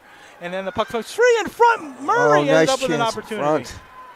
Murray, who had an opportunity as the puck somehow squeaked in front, Nice save by McLarnon, and back to the Eagle defense. Oh, if the Eagles could just get one. Here's Glassrud to Gethings. Gethings comes in over the line, leaves it for Murray. Murray moves in. Murray still with a shot toward the net, looking for a deflection, and that went wide and all the way out of the zone. Surrett gives it to Cohane, who goes behind his net to Surrett. Surrett on a backhand, the NE10 Player of the Week, stopped by Blodgett and all the way around. Here's Murray up in the air, stopped by 6'5" Sullivan. He didn't even have to jump. He just snatched it out of the air like a right fielder, and a puck in the near side corner. Here's Sullivan. Sullivan comes out with it. Sullivan in the slot, goes across. Shot toward the net, blocked in front. The shot was by Rossetti.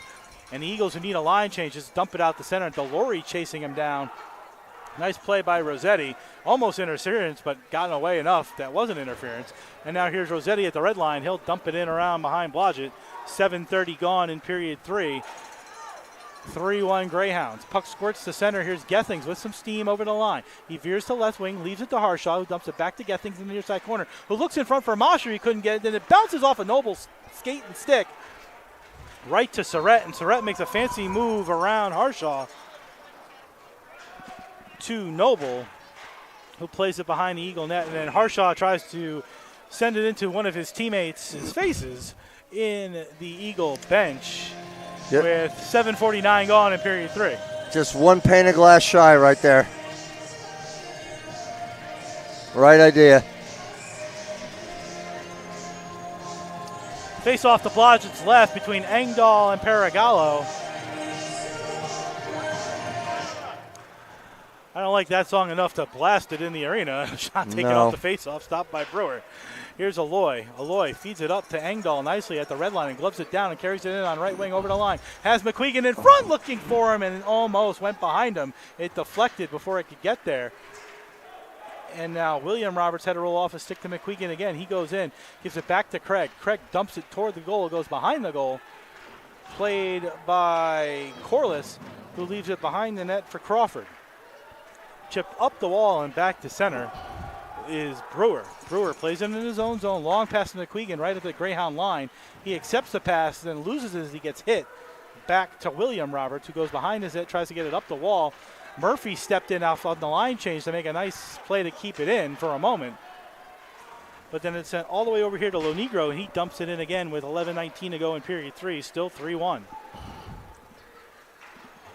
Here's Norling, who sent it off his own defenseman's leg, and it stepped in the zone for Lonegro. Lonegro behind his own net, rubbed out by Norling. Murphy goes in to help, as does Craig, and out the other side comes Norling. Norling watched by Palumbo. Palumbo does a nice job to get in his way, but then Murphy follows up and gets it to center. Murphy over the line with a pass to Howell. Murphy's down on the ice. Howell had the puck. Eagles lose it. Murphy's still down. And I didn't see what happened to Murphy, Coach. I don't know if you did. Same spot in the ice as when Howell went down. Yeah, I think it was one of those things where they're crossing and he might have caught knee. Murphy being helped but able to skate off on his own power. Face-off should be inside the Greyhound zone. Coach, I'll say it and I'll jinx it. I can't remember a game where we've had one penalty. One power play at least. In the 6 years I've done this now. Yeah, in that sense, right? They're letting him play, letting him figure it out. There's some measure of frustration that you can see, but you can't let that get, again, you're down 3-1. We can talk about it later. Clean win by Murray as the Eagles take the puck and a shot in by Glassrud. Eagles now forechecking, trying to keep the puck in for a moment, but taken right back out by Lemansky. Lemansky to Cohane over the line, takes a shot, gloved by Blodgett into the Zamboni corner. Long shot from the point in front with Lemansky right in front of Blodgett, but it went wide into the near side corner. Murray in there with Cardo, but Palumbo comes out the other side with a backhand, stopped by Blodgett, who held the post, and the Eagles come away with it. Murray halfway through the third period, 3-1 Eagles. Murray behind his own net. Eagles on a line change. Glassrud will start it. 10 minutes even now to go, third period. Here's Glassrud and Delory, the big, heavy defensive combination. And Delory hit by Ryan Decker, 6'2". And here's Surrett. Surrett to Sullivan takes a shot that he fanned on, and that's what helped the puck get bouncy. And then a long shot from the point taken by Cameron Roberts wide. But the Greyhounds keep it in. Here's Surrett cruising the slot, stopped right on puck, bouncing away. And here's McQuegan finally. 3-on-3, McQuegan tries to go around the defense, and there's an interference penalty right there. Yeah, a hip check by Crawford, and that's going to be 2 for interference at 10:28. Not much of a question on that one. You don't want to say it was a good penalty, but McQuegan would have gotten to that puck if he didn't get hit. But the Eagles have a power play where they're 0 for 1 in the game. They're the only ones who've had a power play, but if you ever want to get back in the game, here's the time. 10:28, 2 minutes for interference. Yeah, this is the opportunity that Post has been looking for. Let's see if we can't capitalize on it here. Face-off lost by the Eagles, and a puck sent all the way down the ice. Officially, it's Crawford 2 for interference. And here comes Cardo with a fancy move at center around Palumbo. Palumbo, great effort though, gets the puck sent into the zone and then all the way back into the Eagle zone. Blodgett leaves it for Murray, who spins away from the pressure of Palumbo. And then a bad pass by Engdahl. It's not going to be icing because it deflected. Puck sent up the far side wall to Decker. Decker tries to get it out, but a nice play to keep it in by the Eagles. Kept right at the blue line. Here's Aloy. Aloy gives it to Engdahl, who lost it to Paragallo, and he sends it all the way back down the ice. And the first 45 seconds of the man advantage have been killed by the Greyhounds. Here's Cardo being tracked by Decker. Greyhounds aren't waiting. They're going right after him behind the net at this point. They're forcing the Eagles to make decisions. And at least in that second period and now in the third, the Eagles haven't been making the best ones. Here's Murphy. Murphy will continue on up at center. He's up over the line on right wing. Makes a fancy backhand toward the net, looking for Delory as it got sticked in front, and Gethings will play it on the half wall. Gethings looks to the corner, tries to get around the defender, kept in for a moment by Brewer, and then off his glove and all the way down the ice. 40 seconds to go on the man advantage, 8 minutes to go in the third period, 3-1. Eagles trail the Greyhounds. Murphy, long cross-ice pass, stick to Norling. Norling over the line with some speed, stops on the defense of Wernley, spins back to the point to Brewer. Brewer waiting for somebody to get in front. He shot it wide, nobody there. Craig pinches down, gives to Gethings. Line change going on behind the play. Here's Murphy. Murphy trying to fight off McKiernan for it. Puck sent up the wall.